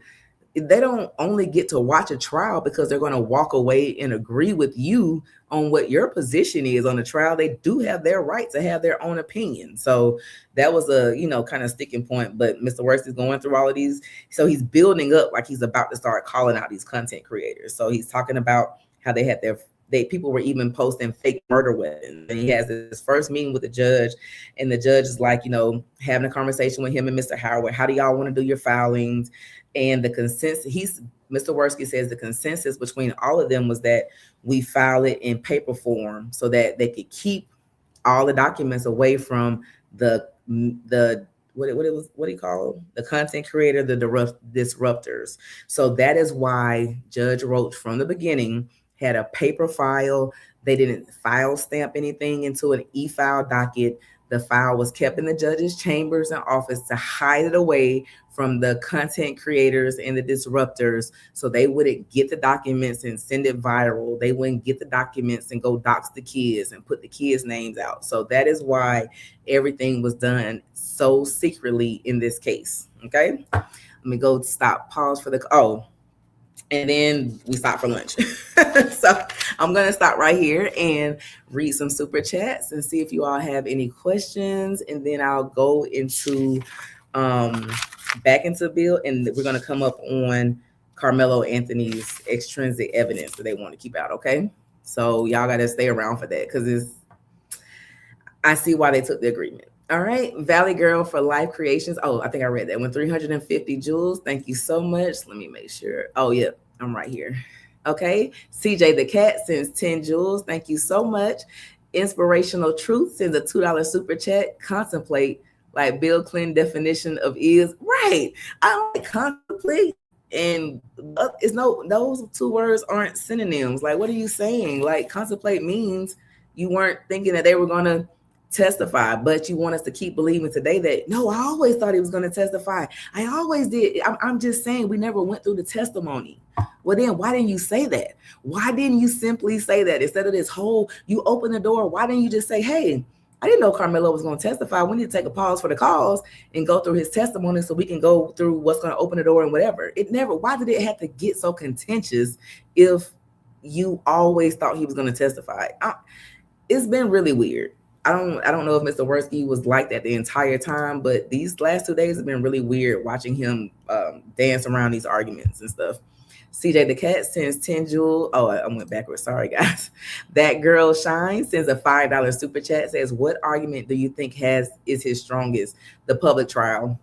But even though it's the strongest, it's one little hurdle. We got it over. But when Russell Wilson closed on it today, I was like, yeah, I think that might win it. The public trial. We're going to get to it. Miss J, the beauty, sends a $2 super chat. Do you think the defense made their case? Yes, for sure on the public trial. I feel like it. The provocation issue, I don't know. They didn't argue that again today. So I'm only left with what was in the motion for new trial. I never saw it. The state didn't respond. They say they feel like they argued enough on the record, which is going to be the transcripts from the trial I haven't reviewed those, so I don't have an opinion on the provocation argument. It kind of with that is it is or it ain't, right? Because it is in the record because it was a jury instruction. So neither side did any arguing on that. The only thing they argued these last 2 days has been the gentleman's agreement and the public trial issue. And I believe today the gentleman's agreement argument got even stronger, especially with Mr. Worski dancing and bagging up on what was actually said. And so I think the defense has very strong arguments. So I am so excited to see what this order will say, and we probably will get it tomorrow. That Girl Shine sends another $5 super chat, says, what's your impression of the other defense attorneys? That they're all good. Is Lee Merritt? I don't know them all their names. Mike, I missed his last. It's something that starts with a W is his last name. I need to look him up. Matter of fact, let me just pull them so I can put some respect on their names. Because I'm like, I wish somebody would be talking about me like that. Look my name up. Hold on. So the only two people that kind of have made that I've heard a lot from during the hearing, obviously, is Russell Wilson is the lead attorney on the appeals team. So he makes all of the legal arguments and most of the objections. Today and yesterday, one other guy, and I'm trying to get to their names, y'all, so I can speak on what they are. But there is Lee Merritt. I've seen him like pass notes, but he hasn't stood up and said anything in court. Justin, is his last name Moore? Let me get these names right, y'all, so I don't mess them up. Let me put some respect on their names. So give me 1 second. I'm trying to pull it up. But he has been at the desk. So it's at the table with Karmelo the entire time has been Russell Wilson, Mike, and I think his last name starts with a W. I'm going to tell y'all in 2 seconds. Mike Ware and Justin Moore. I was right, Justin Moore. So those three have been at the table. Yesterday, Gary Bledsoe sat in the jury box and conferred with them on breaks. Brooke Clues, Sean Deradia, and Lee Merritt were there today, and they sit kind of in the gallery, the female, and it's two of them that sit right behind Karmelo, and then it's a couple more that sit on the row because not enough room for them all sit at the table. So the only two that I've actually heard make arguments and speak is Russell Wilson and Michael Ware. Everyone else has just kind of been passing notes or, conferring during the breaks. Now today, because everybody was sick of them everybody was testifying as he was cross-examining Shook. There was a lot of objections, but there were different attorneys objecting. Judge like, hold on. Just one attorney object. So usually the person who is cross-examining who's ever testifying or directing who's ever testifying, that's the attorney that usually does the objection. So yeah, everybody's been great. They've all given input, but everybody can't talk at the same time. So usually choose one person to lead, but you can tell that it's been a concerted effort the entire time. They come in together, they leave out together, they're talking, they're in like side rooms, they're going in and out, working the entire time, sliding notes. So they've been doing an amazing job. Mars6161 sends 10 jewels. Thank you so much. And Enlightened Aura for You is a new YouTube member. Thank you so much for joining the channel. I greatly appreciate that. Fusion 17 has been a member for 16 months. This is day one in the house. Says, hey, Fit. All right, let me see who else. All right, Mars 6161 sends another 10 jewels. Ella Harris 7171 sends 100 jewels. Thank you so much. And then Grady Baby Apparel 9215 sends a $10 super chat. She says, I think Karmelo might be a guy that was doing all that flexing in those texts, playing sports, doing your work, possibly going to college, and you are a blown out thug. I will call them Cap from Karmelo. Yeah, I mean, I wasn't surprised. If you follow any of my lives, I have been saying before we even knew for sure that I knew it was something on the cell phone, because as a criminal defense attorney, I see this all the time. It'll be a clean cut client, or you know, they're in school, they're playing ball, they got scholarships pending, and kids are kids. Kids are just kids. And sometimes they do some really immature, dumb things. Sometimes they get wrapped up, and sometimes they're just a totally different person when they're not around their parents. And I don't know if that was what was going on here, but these text messages, they're off the chain. All right, so let me get back into the breakdown from today. So we have Bill Worski's on the stand testifying. He has come from behind the table and he's now a witness. And they take him. So now he wants to speak and talk about this whole gentleman's agreement and talk about how Karmelo benefited. And if y'all followed yesterday, so yesterday when they had Mike Howard on the stand, they talked about Mike Howard and all of the extrinsic evidence that they came out with Hunter and Austin and everything they found out, like the racist graffiti arrest they got arrested for and did 12 months probation. Also, they had a N-word in a lot of stuff, text messages. Austin had about 10 videos on his phone of him terrorizing Black people, throwing water bottle on a boy, filming a boy, and he's telling him stop, and Austin slaps him upside the head, saying, I'm going to slap Patrick, boom, slapping him. I'm going to slap Charles, boom, slap. Just being a menace and a bully. They had all of that information. And yesterday, when Mike Howard was on the stand, they actually went through like 40 something different acts about Hunter and Austin. Baby, Karmelo got his turn today. Okay, so when Bill Worsley's on the stand and Dewey Mitchell is directing him and taking him through testimony, and they're talking about how did you come up with this gentleman's agreement, and they're talking about the discovery they served and showing when they turned over 1 terabyte on this day and 2 terabytes on this day, and what is this that we turned over then? Oh, that's Karmelo's cell phone dump. And what was on there? They started going through the text messages, y'all. 2 seconds. I'm coming. All right. So the first part, you know what? I'm gonna skip. I'm gonna come back because I'm teasing it. So let me go ahead and let y'all know what y'all nephew had on his phone. Okay. Okay. So they're turning this discovery over. They first served discovery a terabyte drive, June 30th, 2025. This has Karmelo's phone dump on it and Metcalf's phone dump. So the text messages that we were talking about Austin yesterday, they get that stuff June 30th. Now, in a big murder case like this, as soon as you get some June 30th, you're also developing other things. You're talking to your client. He's telling you what's happening. You're going out trying to locate other witnesses. And maybe you haven't looked at the cell phone. I'm not sure when they saw these messages, okay? They also have iCloud records of Karmelo Anthony's on the phone, and they get those. They also get school records that they give them. May 8th is when they get the video from Frisco. This trial was like less than a month away, and that's when they get all of this video, and they say that the school board and the police just weren't communicating. So they were not aware that this video existed. They thought that they already had all the videos because they were under the belief it was just the camera footage showing the tent.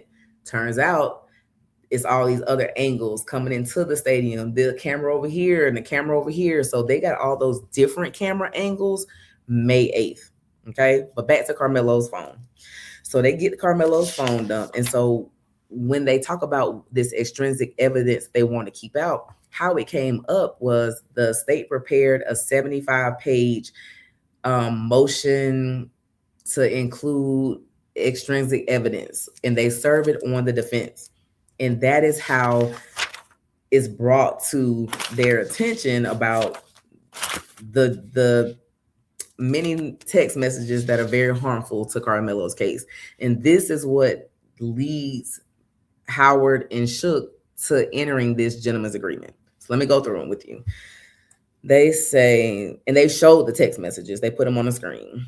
So first they did a subpoena. So Karmelo's from Baton Rouge, or at some point he stayed there when he was younger.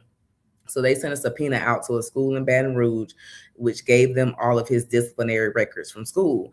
And it showed that starting at 6 or 7, that he punched another student. And they went back so far because now with Austin and Hunter, we were talking about stuff from 10 years old. So, this is not like, oh, he's 6, 7. Okay, look, They putting it all out there. Yesterday, Russell Wilson put it all out on Hunter and Austin. So today they put it all out on Karmelo.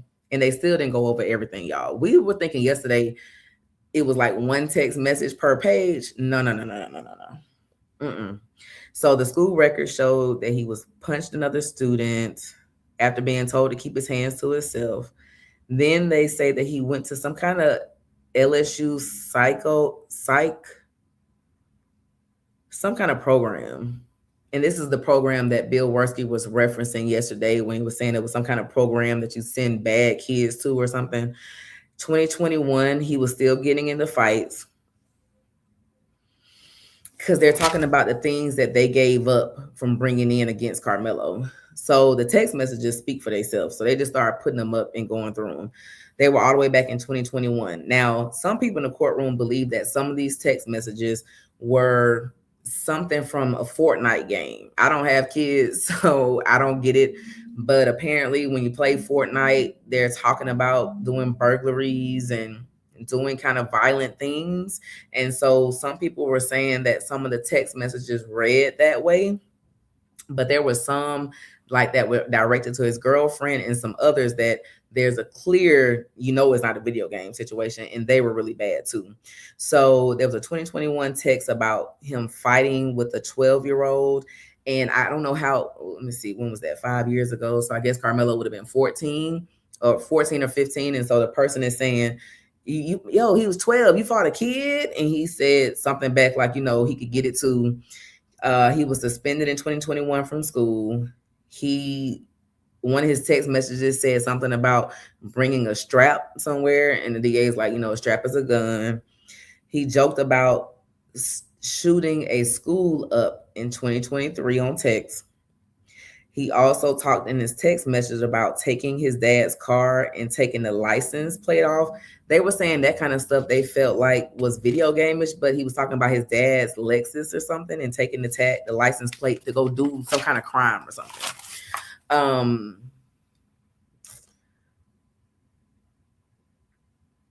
Let's see what else he said, y'all, because I didn't even write down word for word because I was just like, oh my God.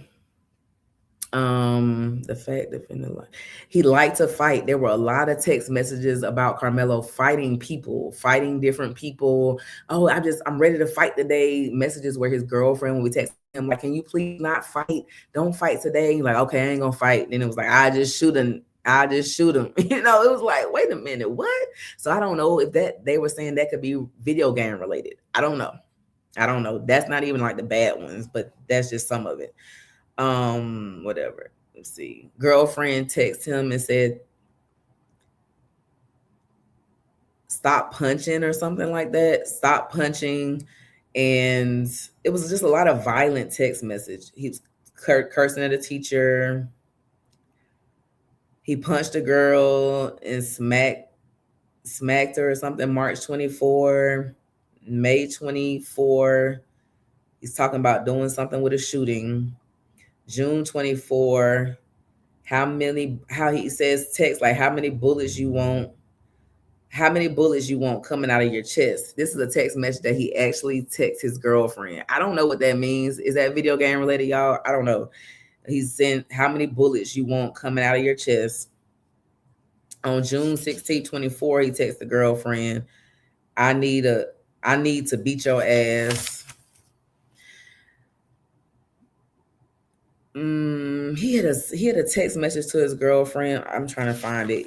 It was like a 4-line text message that said, I hate you. I want to kill you. I want to do all of this violent things to her. She's sitting in the courtroom while all of this is being read. He texts about putting a gun in someone's head. Text his girlfriend. Let me see. It was some others. Oh, talking about doing a burglary. Now they say they think there's video games, something, I don't know. He texts about killing and a gun. He texted and said that he was going to take a weapon to the state fair and was asking somebody were there metal detectors there. And then he said, well, if it's a metal detector, I'll just have to throw the something. But whatever he said was like slang for a knife. Throw the poker, throw something, he said that referenced a knife. I'm like, what? Karmelo, what? He had pics with guns. I already expected that. It was a couple of gun pictures. He actually texted his girlfriend, baby, I'm going to the Air Force, and if I find out you're cheating, I'm going to kill you and argue PTSD. I'm going to get you, dumb bitch. This was another message he sent to his girlfriend. He talked about taking a knife to school in a text message. So y'all see, this is real damning, okay? So when I started seeing these text messages and knowing that this stuff is going to come in if he testifies or opens the door to character evidence, because as soon as you say, like, because everybody wants to know why you bought this knife to attract me. So as soon as you say it's some other reason that's, you know, like, oh, it's a cleat cleaner, or they're going to start pulling out these text messages like, no, didn't you take a knife to school on this day? And then you threatened to take a gun on this day? And didn't you say you were trying to take a knife to the state fair? So the state fair text, they were like, Karmelo knows how to take stuff and be the only person there with a weapon. Because if something's a metal detector, why are you trying to bring something when you to the state fair? I don't have a comment about, you know, I don't know anything about him. I don't know if he was a good kid, bad kid, whatever. But the point is, you're on trial for murder, and these are text messages that they would have brought in against you had you testified. But it's self-defense claim. None of your witnesses are testifying that you acted in self-defense. So you have to testify because you're the only one that's going to be making this self-defense argument. But you can't even testify because you've been texting about you was going to kill her and claim PTSD. He also said that it was a March 24th text. Okay, so you all recall the 3 jurors that the state struck, the 3 Black women. Well, Russell Wilson, the defense, wants to make the argument that they struck them knowing that they had stuff about Austin and Hunter using the N-word. So that's why you took the Black jurors off, because you didn't want them to hear that. Because if they heard that Austin and Hunter were using the N-word and messing with Black kids and all of this stuff, then it wouldn't go well. It will go better for Karmelo, and that's why you kicked them off. But Mike Howard couldn't even raise that argument because you all had agreed to keep out all of the character evidence. So he couldn't say all of that when he made his Batson argument. Well, today with Bill Worski on the stand, Dewey Mitchell says, and remember when Mike Howard raised that issue that you took off the Black jurors because of the N-word stuff that Austin and Hunter, and he puts up this text message from Karmelo, and it's a March 24th, 2025 text message. It says, I hate Black bitches. And he went on to say that the wig glue is seeping into y'all brain. Okay. They also had another, and his girlfriend is not African-American. And she's Hispanic, I believe. And then and I'm just saying it to say, like, right, you wouldn't say this and have a Black girlfriend. I'm just, it's tracking. That's all I'm saying. And then he had another rant in his cell phone that was about Black people, white people, and another race or whatever. But it was just a disgusting rant. And I'm like, but you Black and your mama Black. How could you say that? And your mama be wearing wig. Okay. Anyway, very weird. So I don't know psychologically, you know, what's going on. But after I heard all those text messages and saw them on the screen, I definitely understood why Mike Howard and Toby Shook jumped at that deal, because they knew they needed Karmelo to testify, because without him testifying, he had no chance of winning this case as a self-defense case. And they knew that they needed to keep that shit out. What? Like yesterday I left and I was like, oh my God, Austin and Hunter are horrible. Da, da, da, da. Now today I'm like, Karmelo, I need to beat your butt. Like, boy, what? So, and it's not a he say, she say, because, you know, Worski said this yesterday. He was making these arguments saying that they knew Karmelo liked to fight. They knew all of this bad stuff about him, but we didn't see it till today. So they put all of those text messages on the screen. All right, so let me go back to that. When he first starts to testify, So when they first put him up there, he's, like I told y'all, he was going through all of this, the safety issues and everything, right? And so his point in arguing that was trying to show the judge why they, did everything in secret, why there's no record of anything. It's because they were trying to hide it from the public, right? And so then he gets into this gentleman's agreement. And so basically he's like, we benefited from the agreement, but so did they. And Mike Howard actually said on the stand when he testified that it was a quid pro quo, that they both benefited from it because he knew all of the stuff that they kept out. So what Bill Worski was saying today was we could have entered all of those text messages in the sentencing phase for guilty innocence because Karmelo didn't testify, right? But when it got to the punishment phase, do y'all know how much time Karmelo would have gotten if they had stood up and brought all these text messages in? Because it would have further strengthened the jury's feeling of they already convicted him of murder, so they didn't buy the self-defense. They didn't buy it. And these text messages and what happened with the girlfriend that morning, but they didn't hear that, right? So I was about to say it strengthens the provocation argument, but actually it doesn't because they didn't hear that argument. But the state knew about it. So like they tried to enter this stuff. So Bill Worski today takes I did him a favor.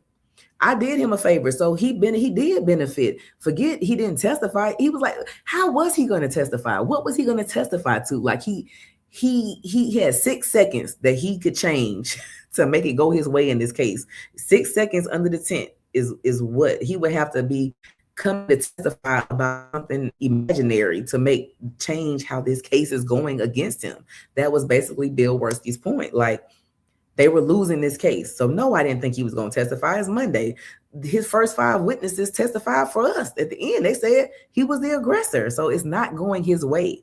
So they say they never thought he was going to testify because he benefited because they could have brought all of these text messages into the sentencing phase, and Karmelo would have got way more than 35 years.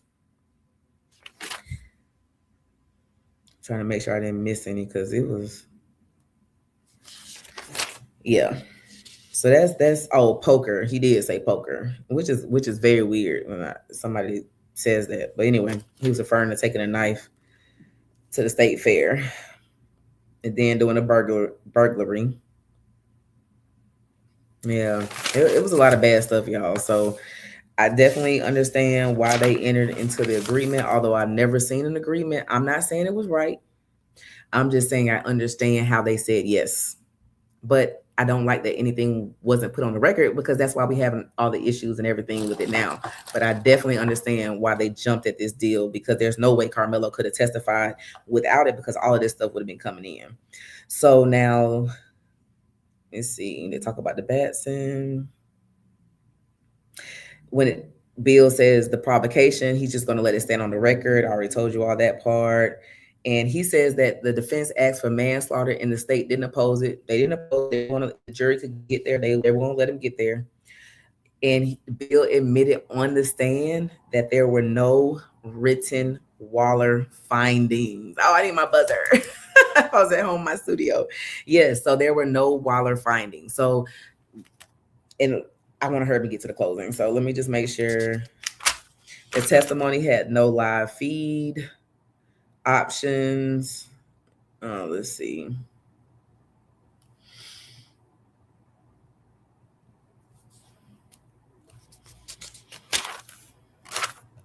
All right, I'm tired of talking about Bill, y'all. I want to get to the closing. Let me see if there are any questions before I go to the closing, because he just basically, like I told y'all, he already bagged off of the whole, I wasn't saying Karma, y'all open the door, all of that crap, whatever. Okay, now I'm gonna tell you a funny part at the end of Bill Worski's testimony. So it's a part where kind of Russell Wilson's up, he's up, doing an objection. Dewey Mitchell is up, Mr. Works is on the stand, and they're talking about how Judge Roach threatened contempt on the Metcalf family. Somebody in the Metcalf family did a social media post after the gag order came out. And so Judge Roach calls Bill Worski and he's all mad and going off and he's telling him, I'm going to lock I'm going to put your victim's family in jail, and I'm going to appoint a special prosecutor so you don't have to prosecute them, but I'm locking them up and holding them in contempt for posting his social media posts and violating the gag order. And Bill Worski said, he was like, you got to be kidding me. He said that Judge Roach comes in hot all the time, and then he'll kind of, come back and settle where things need to be. But his point was that he called him and threatened this, and Russell Wilson's bringing this out because we're showing how Judge Roach would just do things without proper procedure. You can't just threaten somebody. You can't just call somebody and say, I'm gonna hold you in contempt. You have to give them a notice, to have a hearing to decide factually on the record if they actually did violate the gag order. You can't just hold somebody in contempt just because you're going to say you're going to do it. That was the problem with Derrick Jackson. We talked about that yesterday. He testified that he messed up, sent the schedule out because the gag order said that you could communicate about hearings. He felt trial dates of hearings. So he sends this out, and then he gets in trouble and fired because the judge didn't want the trial schedule leaked to the content creators, the disruptors. He didn't want them to have that much notice, because this is like May 7th and the trial was a month away. So he didn't want the content creator to get that much notice about the trial, so they couldn't get everything together to come in town from all over the country and show out and monetize murder is what he calls it. So that case, Derrick Jackson, judge calls him in the office and he's like, I can hold you in contempt for 6 months. And it's like, no, judge, you really can't. Based on what? Like, what's the law? What's the hearing? What did I violate? So it was just a way for Russell Wilson to show how Judge Roach would do things without proper procedure. So that's why they are bringing this up with Bill Worski while he's on the stand. And so they're basically, they said that the proceedings were off the record. And then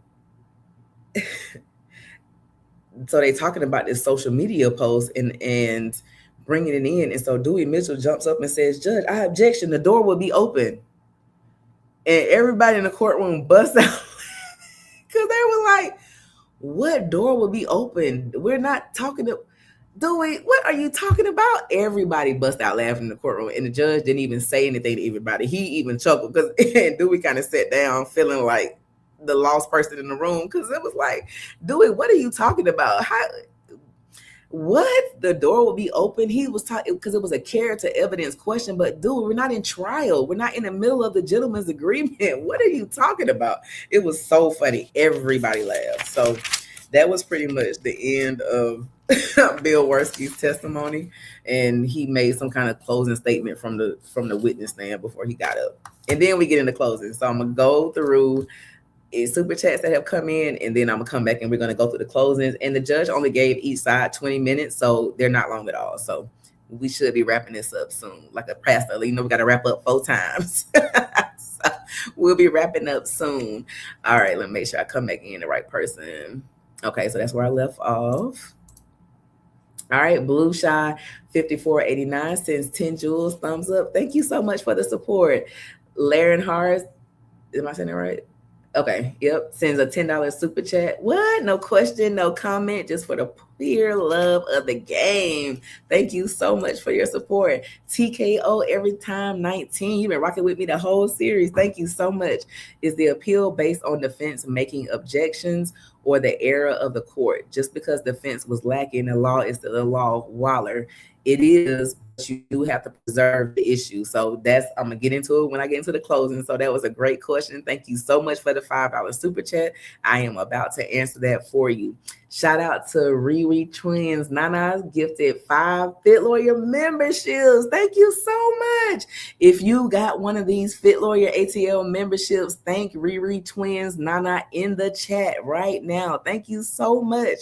Thank you for tuning in, and thank you for your support. Nas, Nate, Yaya.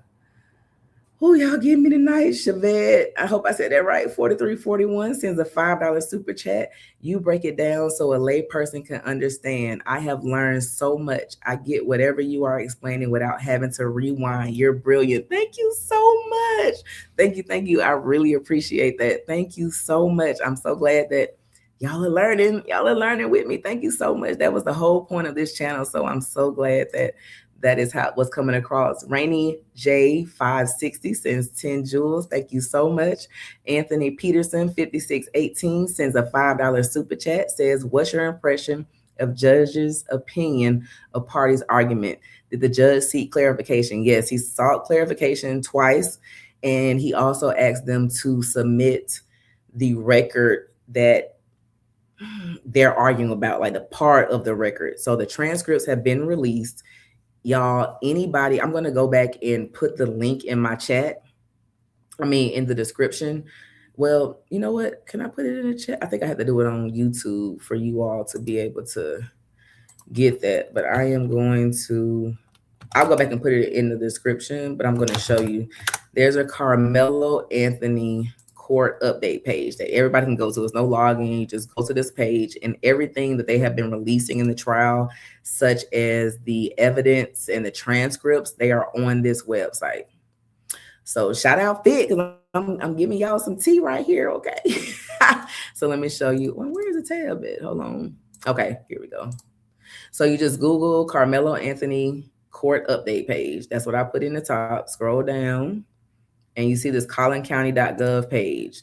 This is an entire page dedicated to Karmelo Anthony's case. On this page, these are the trial transcripts. Now, they did not give us the voir dire transcript, so we don't have jury selection, but these are the redacted transcripts from each day of the trial. So the Judge Chitty that was appointed to handle this case wasn't a part of the trial, so he got to read all this. These volumes are like 200 or 300 pages a piece. Okay, so he's like, I'm going to read it, but if you can give me the part that's pertinent to your arguments, I'd appreciate it. So, like, help me get to the point quick, because a lot of what they're arguing is law and procedure things, and there's no record. So it's not too much that he has to worry about in here. He really only needs to pay attention to like day one, and maybe the day when Karmelo goes through the admonishment about whether or not he's going to testify. This page also shows upcoming hearings that Karmelo Anthony has in his case. It shows the orders that were released. So I believe that the order the judge is going to issue is going to be put on this website once he comes down with it, probably tomorrow. And then they have the exhibits from the trial. So the photos, the audio from the trial, like the 911 calls and stuff like that is on here. The videos that they use from the track meet, not the Frisco ISD super clear video. That's not out. But the other videos that they posted that show like Hunter and Austin walking in, and the video of the tent, you can't really see much, but I'm just showing you all where everything is. You can just download it, no password needed.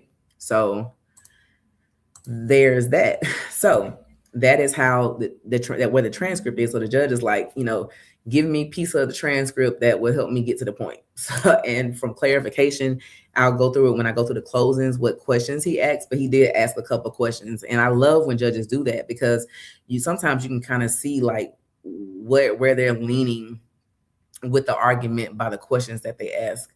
Oh, I lost your question. Is this it? Okay. All right. Love a Janae. Okay. Forgive me. It's late and stuff is blurring. 1,000 jewels. Thank you so much.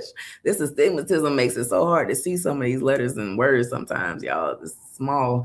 Michelle Jones 2062 sends 350 jewels. Shout out. Thank you so much for the support. Loretta 6554 sends a $2 super chat. In Texas, gentleman agreement. Good old boys. You better believe it. That's why Bill Bursky reached out to Toby Shook to make the agreement, because they were best friends and been friends for 34 years. So, yeah, especially when Bill stood up yesterday talking about that's how we do it in Texas. I'm like, oh, okay, off the record, no court reporter. That's how we do it. Okay. Cynthia Hogot 6911 sends a $2 super chat. How recent are the text messages from Karmelo? Some up until 24. He had one February 25. I believe was the most recent one, but no, a lot of them were 24. Yeah. I mean, remember this happened April 2nd, 2025. So these text messages, some were December 2024. So that was only like 4 months before the crime occurred. So, and him and his girlfriend, their text messages were actually that day, the day before, when they were having whatever argument or squabble they were having, that she called stalking or whatever. Mike Howard was trying to kind of explain it away yesterday, but I don't really understand what was going on with that. But something was happening, and she went to go tell a counselor.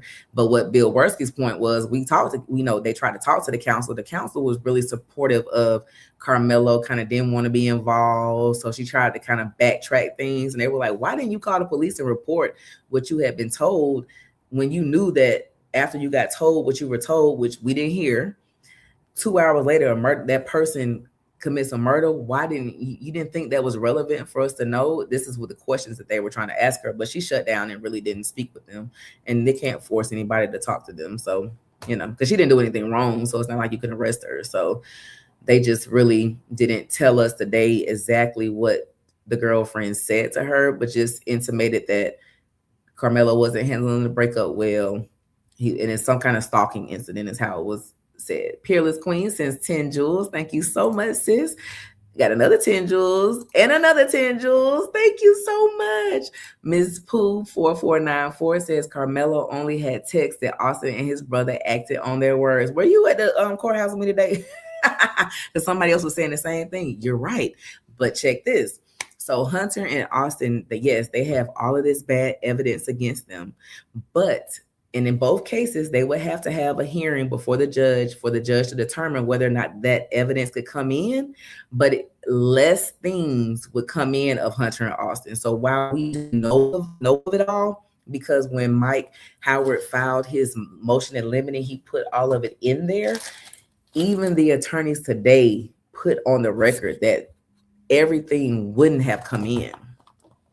So the jury still would have heard way more worse things about Karmelo than they would have heard about the twins, just because of the way the law works. So the law doesn't allow you to put in all of that. First off, Texas doesn't allow character evidence, period, bad character evidence, period. But there are exceptions to when it can come in.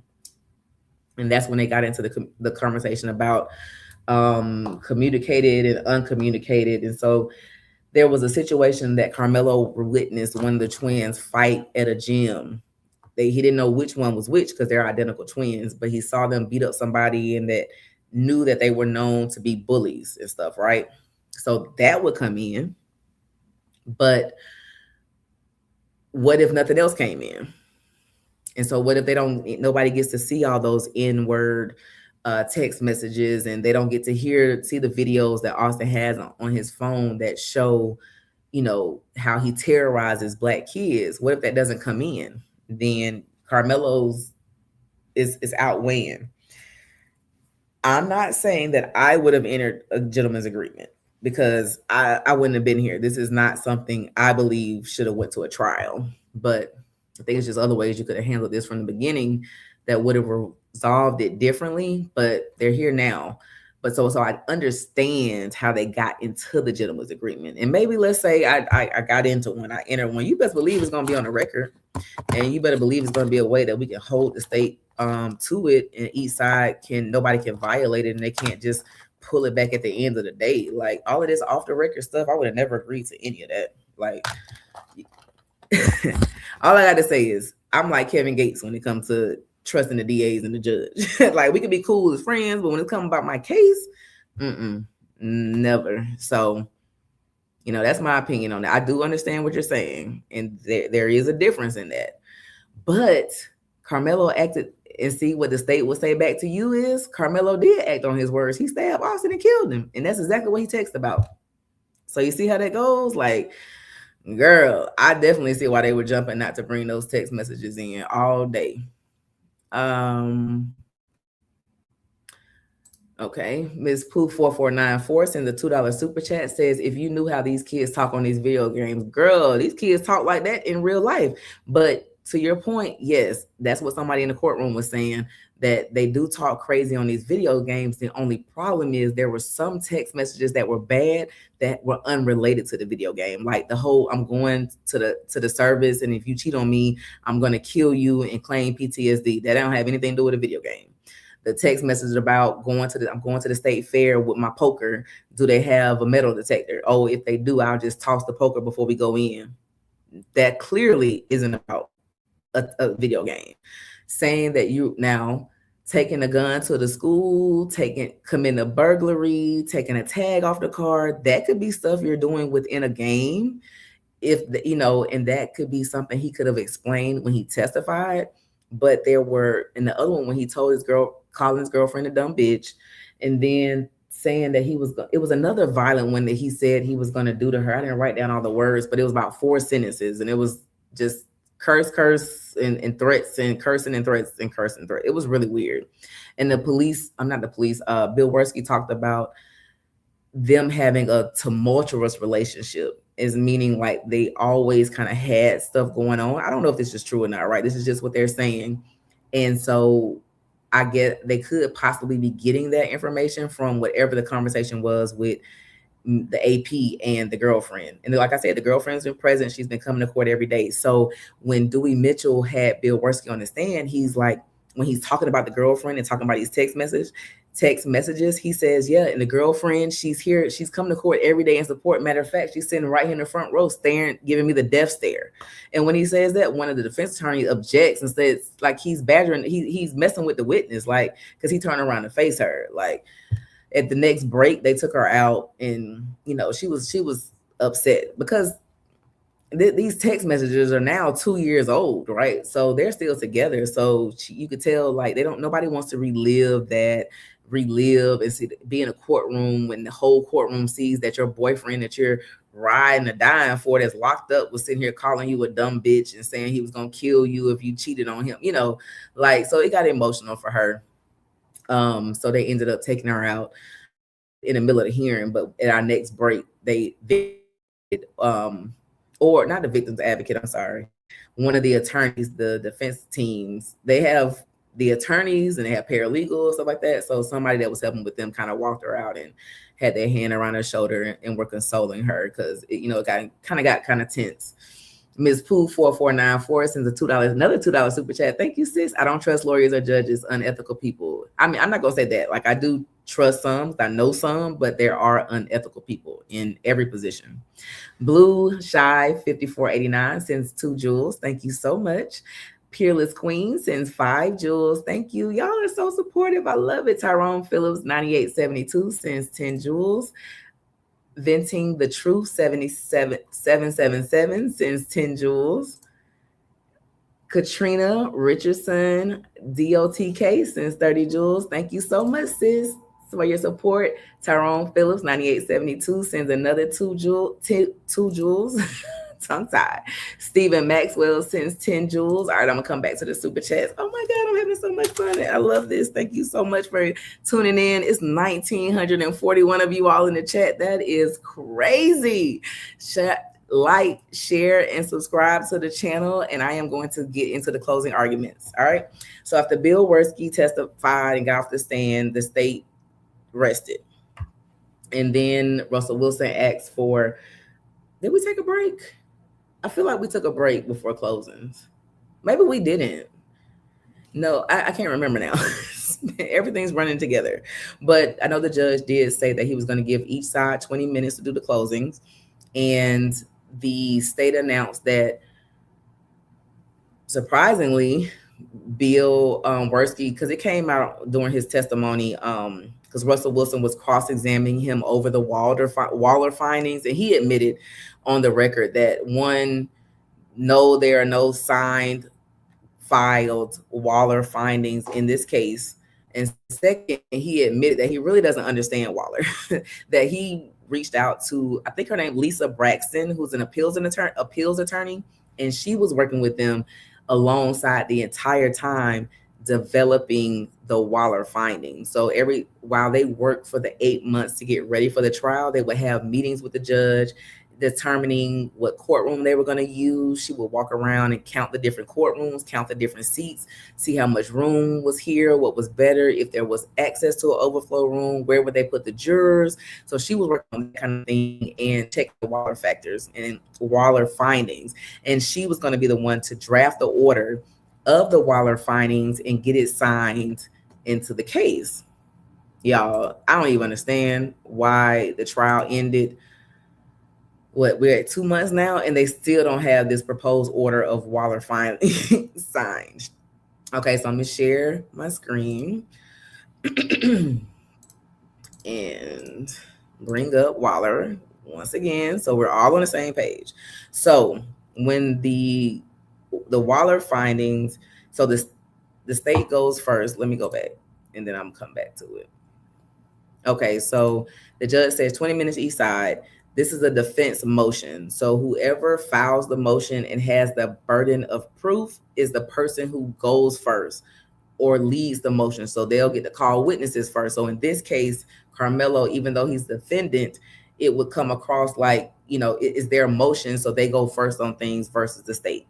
So that's why Karmelo's the attorney opened first, and then Bill opened, and then the Karmelo's attorney called witnesses first, and then they rested, and then the state went. That's because it's a defense motion, and the burden in this case is not beyond a reasonable doubt because it's not trial, but by preponderance of the evidence. So the right to open in your closing goes to the person whose motion it is, the defense, and they chose to waive opening.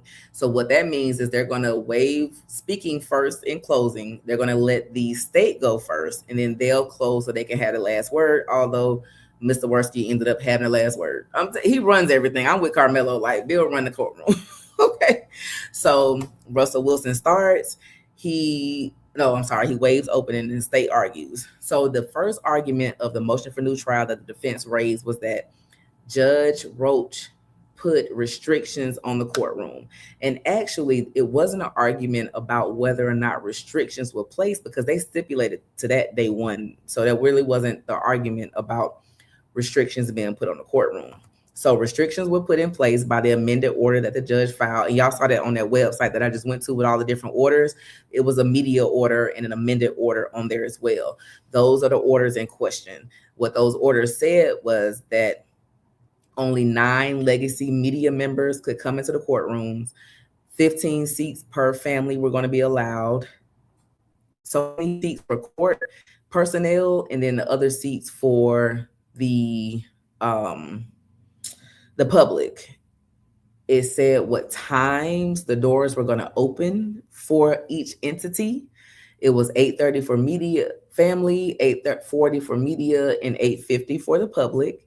And then it had some other stuff about what you couldn't bring inside and all of that. Those are restrictions on the courtroom because you can go to Fulton County Monday and they're going to be maybe 10 hearings, maybe a couple of trials, and there will not be any restrictions. You're just going to be able to open the door and walk in. Nobody's going to say, oh, did you look at the order on the window? Did you get the order? Did you know what you can't bring?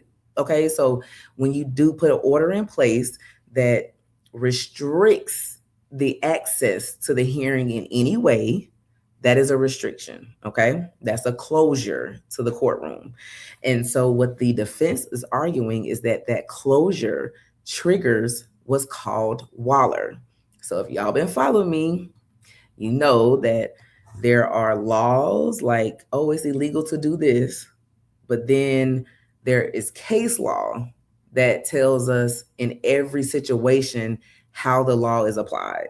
Okay, so the cases, that's where the word WALLER comes from. That's what they keep throwing around in this case. And so WALLER is a Supreme Court case out of Georgia. It's either DeKalb or Fulton County because it's 2, Waller and Presley. And those are the 2 cases that they're arguing. But Waller, the summary of the Waller case are these 4 points: that you have to put an overriding interest that is likely to be prejudiced if you don't put a closure or restriction on the courtroom. The closure must be no broader than necessary. So it has to be very narrow. So if your reason for doing the closing is because you're trying to protect, let's say, like it was like, for example, one of the cases is a wiretap. So if you enter a wiretap into a case against, that's okay, so it was a case where wiretaps were trying to come in against, let's say, 4 defendants when it's a total of 10. The other 6 hadn't been arrested yet. And the court said, if we play these wiretaps and the public hears them and against these other 6 people, then we can no longer use them against them because it was open to the public. So they have to seal that part of the hearing. Well, what they did in that case, which is what the Supreme Court said was wrong, was they closed the entire hearing and it lasted for 7 days, where they only talked about the wiretap for 2 hours. They should have closed it for 2 hours and then opened it back up after. So that's what they mean when they say it can be no broader than to protect whatever interest you're trying to protect. Then you have to consider reasonable alternatives. And then you have to, with this consideration, 1, 2, 3, it has to be in an order what your answer was to them. So what your interest is, how you're going to do the closure, and the reasonable alternatives all have to be within an order. That's what findings on the record means. It has to be put onto the record of the case, okay? So the defense is saying it was a restriction, there was a closure, and so Waller's triggered, and there are no Waller findings. So during Bill Worski's testimony, Russell Wilson crosses him and gets him to admit, no, there are no Waller findings on the record. Before you jump up and down and say the defense wins, they have to first have preserved this objection to raise. And that's going to be the sticking point in this case, is whether or not the defense objected in time. Okay, so the state goes forth first with their argument. And they say that, so they have an appellate attorney. I didn't get his name. So it wasn't Bill Worski or Dewey Mitchell. It's somebody else. So it's their appeals attorney. He comes in and he makes the Waller argument because, as Bill testified, he doesn't know enough about it. And so the attorney puts a case forward called Dixon versus State. It's a 2020 case. And it says that the right to a public trial is forfeitable by waiver. Okay. And so they say, and it came out through testimony through the hearing, that all of these off the record in the judge's chambers conversations about how the trial was going to run, what was going to be kept out, all the pretrial hearings, they discussed this closing. And it was clear and said that they weren't going to do a live stream. They didn't even at that time, I think, have the capability to. But because of all these safety concerns and threats that they were receiving, they didn't want to have it too open. They didn't want to give enough room and to allow all these YouTubers and content creators and disruptors to come in, and the people with the threats and all of that. So they put this closure and restriction in place. So that's their interest. That's the reason they did this. And they bring up, I wonder if I could pull it up real quick. Let me see. Let me see if I can make this happen so you all can see what the defense argued. Yes. Oh, you know what? No, I can't show you because we don't have access to that. So what they did was they pulled up day one testimony. So I think it was June 1st when the trial started. And what at the very beginning, before they have started jury selection or anything, the judge puts on the record, I can tell you, the only thing that's on the record is the trial itself, and puts as it's a statement. And he asks both sides, like, so they were still working on these Waller findings, okay? They thought this is how it was supposed to go. It was improper, but this is what they were doing. So the judge says, so, we're still working on the Waller findings, and we'll get those signed later. Is there any objection? And I wish I could pull the document up because there were certain words that were said that Russell Wilson brought up in his argument back, but I can't yet. But it was asking, like, is the state okay with the way everything is going? Are there any objections to anything? Everybody good? All right, let's get the trial started. So it's really words in there, right? But I can't pull the document up to show you. And so the state is arguing that are there any objection question? And the defense saying no meant that they were okay with the closure to the courtroom because that was the time to object to it because they knew about it. Also, they're saying that, and this is going to help the defense because it's off the record. And if it's off the record, it didn't happen. But they're saying that they discussed the fact that they were going to have an overflow room for jury selection, but that they weren't going to have one for the trial prior to the trial starting. So the fact that that happens, that was covered in the waiver that Mike Howard says no objections. We don't have any objections because they already knew. Or Russell Wilson was like, is that on the record? Well, no, it's not on the record, but we had already talked about, well, if it's not on the record, it don't happen. Because when it goes to the appeals court, they can only talk about and make decisions on what's in the record. So Russell Wilson's like, what's in the record is this amended order. And this amended order said 15 seats for the family. You see what I'm saying? Those restrictions. So that is what Mike Howard is waiving an objection to. And the fact that the first 2 days of trial, you have this overflow room. And then the second day of when trial testimony actually starts, which was on the 4th, but this is, so June 1st, they do the big jury room, the people come in, they fill out the questionnaires, and then they send them home. On Tuesday, they're off because they're reviewing all of the questionnaires and surveys that the jurors filled out on Monday. They come back Wednesday, because some people are going to get waived and not brought back and all that kind of stuff. So they come back on Wednesday, and they do jury selection. They got the overflow room again. Thursday morning, they come in. People have flown into town for trial because they had an overflow room the last 2 days. And they show up and they're like, oh, no, it's no overflow room. Testimony had started. What Russell Wilson argues in his closing is that at the point the judge closed the courtroom, the overflow room, he was supposed to put WALLER findings on the record in that moment, contemporaneously, and he did not.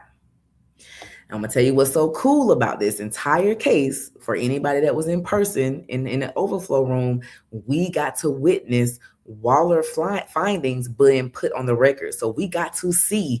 I don't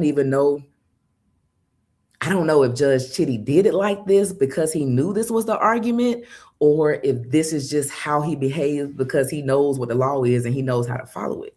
But let me show you. There was the motion for new trial occurs and Judge Roach is recused.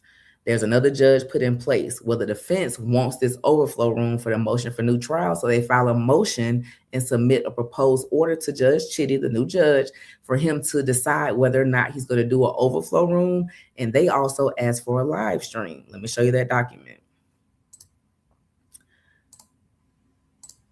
So you can because when it happened, I was sitting there like, oh my God, this is WALLER. This is how it's supposed to go. Oh my God, it was so cool to see. Okay, so the defense files this motion, and I don't have the motion because it's in this shadow docket, but it was asking for the court to put into place a live overflow room and live audio and video feed to the public. So this is a proposed order that they presented with that motion for the judge to consider to sign. Okay, so this is the case heading, and it was presented to the judge. And once the judge signed it, then he filed it into the record. And this is what happens when things are filed. They are time stamped, date stamped at the top here. When you keep stuff off the record and hand deliver, paper deliver, this paper docket, none of their stuff has this file stamp on here like this electronically because they didn't file it that way. Like now things are being filed that way because it's no longer a secret shadow docket. But during the trial and from April 2nd to the end of the trial, everything was kept off the record. So this order the judge issued, Judge Chitty in this case, providing public access to the evidentiary hearing and post-trial proceedings, including an overflow room and a live audio and video feed. Now he says he grants the order. These are his findings. You see this word, findings on the record. This is what it looks like. He then comes down and it says the trial of this case concluded June 9th. The jury has been discharged. The amended order regulated. Let me make sure. Okay, yep, y'all can see.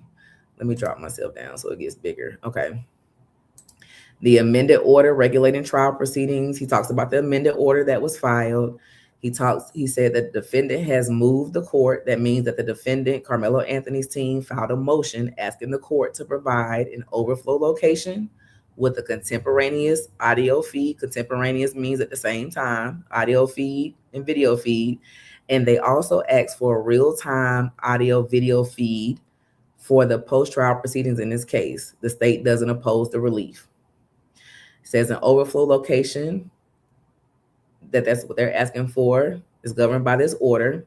And then here's the order. So now this was proposed by the defense. So this is why this is scratched out versus not even existing. It's because the judge was given this proposed order, because that kind of helps move things along. You file a motion and then you give the judge an order proposing what you want him to sign, so that you hope they just simply sign it and give him everything that you're asking for.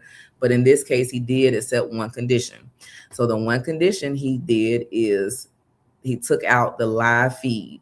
So he scratched out this request, well, the orders saying he's going to give the live feed. And this would have been like a YouTube stream or something like that, that everybody could see, the public. He scratched that out and signed his name. And then he came down and signed and dated it. Okay. So this was filed on the 19th, and the hearing started on the 20th. So it was the eve of the 19th, right? So I got a copy of this order emailed to me by the public information officer. So I see it Thursday morning. I'm like, oh, okay, bet. This is okay, cool. So let me stop sharing and come back. So when court starts on Thursday morning, Judge Chitty just got appointed to this case. So he comes in, he takes the bench. He says, "Good morning. My name is Judge B. Michael Chitty. I am from Collin County. I have been presiding for 22 years. And I got a motion from the defense asking for there to be an overflow room and a live stream. I have signed that order and filed it, and there is an overflow room for the hearings today." And he just said today, but yesterday and today. And then he says, "But I denied the request, paragraph 7, for a live stream. I am going to bring Russell Schaefer, who is the public information officer, in so he can put on the record the reason I denied the live stream." Y'all, this is WALLER. We are literally watching WALLER happen live in action. Okay, so we know what's supposed to happen in WALLER because we got to see Judge Chitty actually do it. So Russell Schaefer comes in, he swears him in. He don't even sit down because it's not going to be, you're not here for a long time, just short time telling them why. And the reason was that they need 2 weeks notice in order to set up the live stream. There, Russell Wilson asked, each party was allowed to ask some questions, and they did. And Russell Wilson's 2 questions were, "Do you have an overflow room today?" He said yes. "Could you have had an overflow room and feed for the trial?" And Russell Schaefer says, "We never got a request for it. But yes, we could have, but we never got that request." And that was it. And then Bill Worski asked some questions, but that's what Russell Wilson asked. Okay. So now I go back to the closing. So we're at the close. So we're in the trial. They got this. So we've seen WALLER findings happen. I showed you all what the law says, and Judge Chitty, what I could call this man, Chitty actually does it on the record in front of everyone. So we see the proper way to do it. So the state never did this. Okay. So the judge, when he closed, so what the defense says is that when the judge decided on Thursday, the first day of testimony, to close the overflow room, he was supposed to do what Judge Chitty just did. He was supposed to come into the main courtroom for trial. He was supposed to say, "I am closing the overflow room." And they were supposed to put right then on the record why, and if they had considered reasonable alternatives, right? Because Russell Schaefer putting on the record that we can't do live stream because we need 2 weeks notice, then but we gave you the overflow room with the feed and the audio, like that's all that we need, and we need it on record. So they never did it, and the state admits that they never did it. But what their argument is that never, oh, what just happened? Sorry, is that never, WALLER never got triggered. So they say, the defense, when they said, we're all good, it's waived, that they waived their objection. But Russell Wilson, to me, has a really good argument, right? Because since y'all didn't put it on a record, we have no knowledge what this conversation was around this overflow room. But what we do know, you had it for 2 days and then it was gone. So when you took it away, that was now a closure. And when the closure happens, WALLER is activated, and the state didn't do it. So this argument is going to come down to whether or not the judge agrees with the state and say you waive the objection when the judge went through the start of the trial and you said that you didn't have any objections? Or is he going to side with the defense and say, well, no, the defense is right. There's no conversation about the overflow room anywhere on the record. So all I know for a fact is it was open and then it wasn't. So when you closed it, if the judge says that that's a closure on day 3, June 4th, that triggers it, and that triggers Waller, the defense is going to win that argument, and the trial is going to be, conviction of Karmelo will be overturned. It's going to come down to that very slim argument. Was the waiver waived when Mike Howard said no objections, judge, before the start of the trial, or was it triggered when they closed the overflow room? I don't know. It's up to the judge's interpretation, but that is going to be the deciding factor. And that argument is one that will get Karmelo a new trial. So we'll see. We'll see on that one. Now, the next argument that they make is that they argued about today, because for closing, they only argued about the gentleman's agreement and the public trial argument. So I took you through the public trial argument. Just want to make sure. Okay. The state argued that the gentleman's agreement did not affect Karmelo's right to testify. They said that, hold on, let me make sure.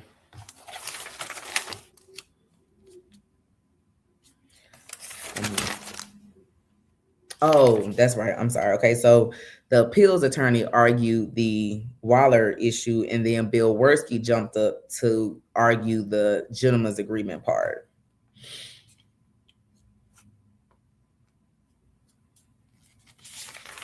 And back to the Waller argument, the state says that the reason it was going to be closed was because of the security reasons, right? But Russell Wilson says, well, Judge, does that make sense? Because if it was about security, why did they have the overflow room open for jury selection? If you were so nervous about somebody running up here, threatening people's lives and all of that, why did you ever open the courtroom for the overflow room? Like, it doesn't make sense. It doesn't make sense at all. It doesn't gel. That's another point Russell Wilson brought up on it. Just trying to make sure I cover everything about that one argument. Okay, so Bill Worski jumps up and gets into the gentleman's agreement, and he says that, and basically he just gets into the whole, like, everybody benefited from it. The gentleman's agreement was entered. Both sides agreed to it. Both sides knew everything about it. And he says Karmelo didn't testify because the trial wasn't going their way, and that nothing about the gentleman's agreement affected anything about Karmelo making the decision not to testify. He says, the trial wasn't going their way. All the witnesses were testifying for the state, and that is why Karmelo changed his mind and didn't testify.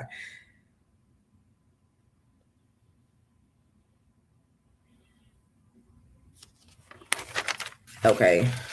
So yeah, that's what Bill was saying about the argument. Now, when Russell Wilson gets up, he argues about the Waller findings and how it is a closure. And I went through that already. And then he talks about the gentleman's agreement did affect Karmelo. And he talks about how Carmelo Anthony didn't trust Bill, how Judge Roach jumped in and said that there was no way to enforce the gentleman's agreement. And although he was aware they entered into this agreement, and he was fine with them operating under the agreement, he didn't have a mechanism to help them out if they argued about the agreement. And he kind of told them that from day one.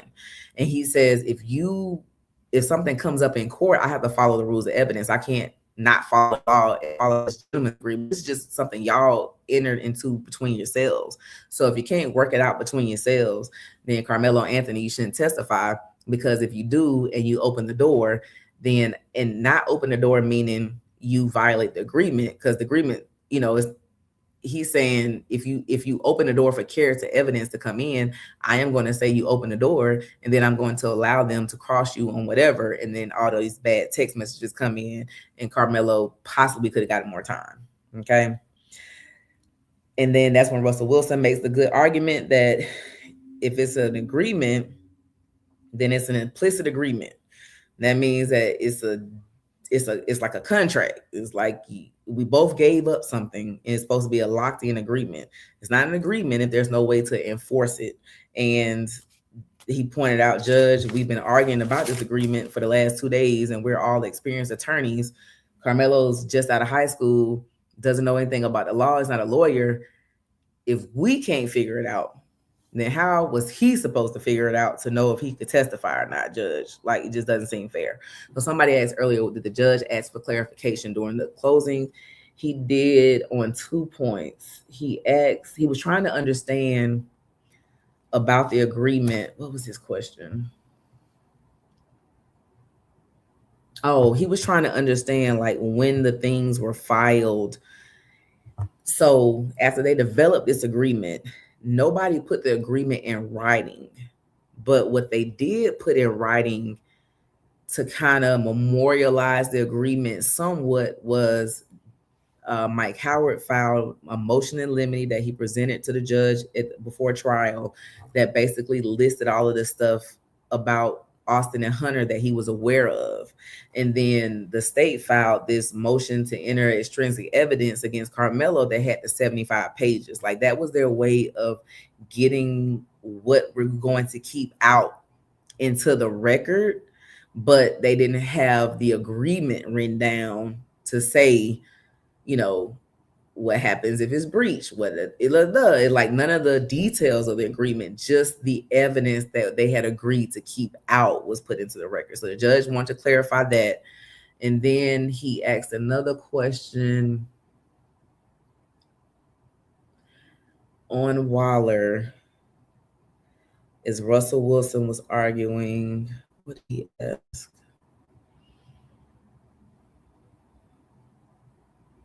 Oh, he was trying to understand the timeline of this waiving this objection. And Russell Wilson showed him, because they got the whole transcript. So he was saying, Judge, this is June 1.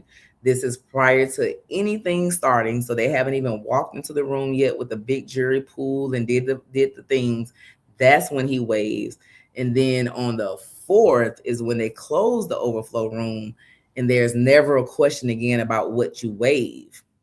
And Russell Wilson said that waiver at the beginning is not like because the judge says, well, you can waive the right to a public trial. He asked Russell Wilson this, and he said, yeah, you can, Judge, but that didn't happen in this case. This waiver at the beginning happened before the closure happened. So I can't waive something before it happens. And if this waiver at the beginning was supposed to be an overall waiver for everything, then there would be no reason to ask Karmelo before he testifies and makes that decision, son, do you waive your right to testify? If this waiver at the beginning covers everything that happens, why are you asking him, did he waive his right to testify? He would have waived it at the beginning, right? So the waiver doesn't just carry through everything. I'm waiving everything I know on June 1st. Well, Bill Worski says, Judge, Mike Howard did know that we were going to be closing. There was going to be no overflow room when testimony started. But Russell Wilson says, how do we know there's no record? I was like, good. Right. There's no record. Right. So, so excited to see what these are going to be. Not because I really care, not like I don't care. I want justice. So I want the right answer. So I'm excited to see if the judge is going to do what I believe is the right thing in this case. There are no WALLER findings, so we're not arguing about that. The state even consented to that, and Bill Worski said it when he testified. So that's not the issue. The issue is, did they waive it? And if the judge says that the defense did not waive their objection, then they win that argument, and Karmelo will get a new trial. The gentleman's agreement argument is not enough singularly to get him a new trial. That's not what the remedy is for that. They only raised that one because it was an issue, and at the time they didn't have the transcript. It doesn't matter because it's off the record. So they needed to have an evidentiary hearing to flush out what that agreement actually was and what happened, so they will know if Karmelo was if his rights were violated, because he had to force, he had to make the decision about not testifying after there was going to be no one to enforce this agreement. So that's the reason. So that doesn't automatically grant him a new trial, but the judge could find that there's enough funny business there that his right to make his decision to testify was violated, and then that could be something that could get him a new trial. So not just the agreement itself, but it's going to be about his rights being violated and his right to testify. That's not the strongest argument. The strongest to me is the public trial, and then there's the argument about provocation. They didn't go into that. Russell Wilson didn't either. They both just submitted that on the record and just submitted it from the motion for new trial. And if you want to know more about that, I did go into the playlist on the Karmelo, and I broke down that provocation argument, so you can check it out to understand. And it's about the third element of that provocation argument. And how it came up was basically the law says that if you provoke the difficulty, if you provoke the action, like, so basically the state, and you can see it when you're reading their opening, and that is on that website, the transcript, it starts with the opening. And what the state was saying, their argument is that Karmelo came and see, now I get it. It just clicked, because at first, when I first read the opening, I was like, how is the state really making this argument? But now that we've seen the text messages that Karmelo sent, and we know what the assistant principal and the girlfriend, this is why they felt so strongly about this. So they feel like Karmelo, they argue that he brought the knife to the track meet and he was ready to go off on whoever tried him for anything, and that he sat in this tent, not set in the tent purposely, but he brought the knife to be ready to go off on whoever messed with him that day. And while he's under the tent and these boys come over and tell him to leave and leave and leave, and he doesn't, and he's saying stuff. So now it's like, yes, he definitely was saying that stuff back to them, right? Because we got these text messages. So he was agitated, right? He was a little hot-headed. He was a little mad. So he probably did call them pussies and did say, you're going to have to make me leave. And so they're saying, so this is why the state felt the way they felt about the case, because they had Karmelo's text messages. We never saw them. So they're like, he came aggressive. You came angry because you and your girlfriend are going through this fallout. Like, she was so concerned that at 8:30 in the morning, she's telling a school counselor on a Saturday. Like, that's weird. But they knew that. So they argued that he came ready to do something, and that when Austin started confronting him about getting up, he was like, you're going to have to make me get up. You're going to have to make me touch me and find out, touch me and find out. They're saying like he was goading Austin to touch him. And so that when Austin did finally push him, because he's been goaded to do it, because you keep testing him, then you stab instantly, because that's what you wanted to do anyway, and you just were wanting somebody to touch you so that you could stab them. This is what the state was arguing in their opening. So when it comes to the closing and the jury charges, they say, Judge, we have shown evidence of provocation, that Karmelo provoked Austin to touch him so that when Austin touched him, he could stab him. And so that is the evidence that the jury's verdict, the jury charge deals with. And so basically their argument is that that jury charge comes with some elements, and that they left the third element. There's no evidence of that in the record. And so the judge gave that instruction improperly. And so as a jury member, if you're told that, also the law says if you're the first aggressor, you can't use self-defense, or if you provoke somebody to strike you so that you can then defend yourself against them, you can't use self-defense, right? So just imagine the jury is told this jury instruction. They're told all of this argument by the state. They're not given the text messages, but this is how the state presented their case. We see why Karmelo got convicted of murder, right? There was nothing the jury could do if you told them that they had to find this provocation instruction. So that is a structural error. So they're arguing that they did not argue it in court today. It's already in the record, in the motions.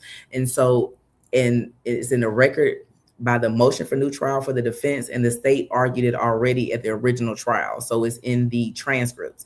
And so they're like, Judge, just read those and the argument speaks for itself and make the decision. So that is another structural error. So if the judge says that if Judge Chitty rules that Judge Roach gave an improper jury instruction, that could get Karmelo Anthony in a new trial. So we shall see. All right. So the decision should come out this weekend. So make sure you like, share, and subscribe to the channel so you won't miss it, because I will be going over that, because I cannot wait to see what the judge is going to rule. But so the judge was very engaged during the hearing. You could tell he knew the law. You really tell he knows the law because he did a WALLER findings in our face when he first walked into the courtroom before either attorney said a word. So, you know, he knows this stuff. He's been overturned by the Texas Supreme Court in the past in a case. So they don't like for that to happen, right? So he's going to be sure that he follows the law. It might not be the decision we want, but I think we can rest in confidence knowing the judge is not biased. He is just catching up. So he doesn't have all this animosity for anybody. He doesn't know all the drama in the case because he hasn't been following it. So he's got to catch up by reading the record this weekend. He's probably going to be up all night, up early in the morning, but we should have our decision very, very soon. So let me finish going through these super chats and seeing if there are any questions. Did I skip? Miss Pooh Force 494 sends a $2 super chat. Oh, okay, I did read that one. Okay, let me keep moving on. Thank you so much, though. Blue Shy 5489 sends two jewels. Y'all see, I'm getting tired. Oh, I've been up since 2 a.m. We're on Central Standard Time, but I've been up about 21 hours. So, okay, got to wrap this one up. Peerless Queen sends 5 jewels. Tyrone Phillips 9872 sends 10 jewels. Thank you so much. Venting the Truth 777 sends 10. Katrina, have I read these? Am I going backwards? I think I might be going backwards. I'm sorry, y'all. Stephen Maxwell sends 10 jewels. Venting the Truth sends 10 more jewels. Thank you so much. Tyrone Phillips 9872 sends 2 jewels.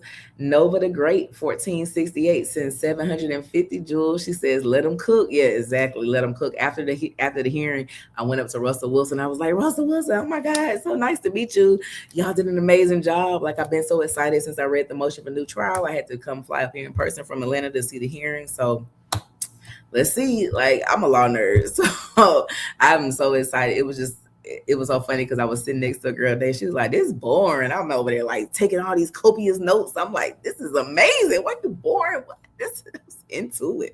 But because it's not anything about what happened under the tent. You're not going to talk about that. We're not talking about witness statements. This is purely legal argument. So I loved every second. Larinar sends a $5 super chat. Will the unedited FOIA video be released? I doubt it. So I looked into it because I didn't start covering Karmelo Anthony's case until the verdict came down. So when the verdict came down and I started hearing people talk about this Frisco ISD video, I was like, I got to go see it. So I reached out to Frisco ISD, and you can actually go on their website and watch it. I mean, fill out this request. So there's a request form on there. You could ask to watch the video, but actually next to that request form, when I looked, there was a order that was issued by the Attorney General last September that stopped people from watching the video. And the reason basically was that it was a security breach, because when you watch the video, you're able to tell where the cameras are at, and the cameras are there for security. So there's this Texas rule that says if it would disclose where the cameras are, if they release the video, then they don't have to. It was this whole big opinion thing because Frisco ISD, for whatever reason, and unbeknownst to the police, the DA's office, and everything, was allowing people to come up there and watch the video after the incident occurred, all the way from like April until this opinion came down in September. So sometime around like the end of August, they had like 100 requests. And so somebody said something to somebody, and they thought about it, and then they asked the Attorney General, do we have to honor these requests or can we deny? And then the Attorney General issued an opinion basically shutting that down. So you can't do a FOIA request for the video. So I said all that to say I don't think so, because nobody has gotten it yet. I haven't seen anyone with that small, extra strong HD, whatever video that everybody talked about that saw it originally. I haven't seen anybody with it. So to answer your question, I don't think so. Sharmi, is it Sharmi? Yep. Sharmi AK80 says a $10 super chat. Can you say how you think the judge may rule? Well, I just answered your question. So so we shall see. So I think he is going to it's hard for me to say that, right? Because it just really depends on, I believe he will rule in Karmelo's favor, But if he does not, it's going to be because he says the defense waived the objection to the closure on June 1st on the record, and that they couldn't bring in the Waller findings, because the Waller findings definitely aren't there. The state even consented and submitted to that argument. But I don't know. I really think I think he's going to bring it back. Plus, just hearing it today and hearing all that off the record stuff and stuff kept out, and there's not a court reporter, and now y'all the case is going to be appealed because they've already filed a notice of appeal. Do you want the appeals court to see how bootleg this case was handled, like with nothing filed in the record and just these off the cut? So what are they going to do? Like, subpoena Judge Roach to the appeal courts to say what happened? Like, this is ridiculous. It's kind of like, you know what? Let's not let them see how bad we did this. Let's redo this because the evidence doesn't change. You still got the text messages. You still got the bad stuff against Austin. Like, nothing changes, right? As far as the facts.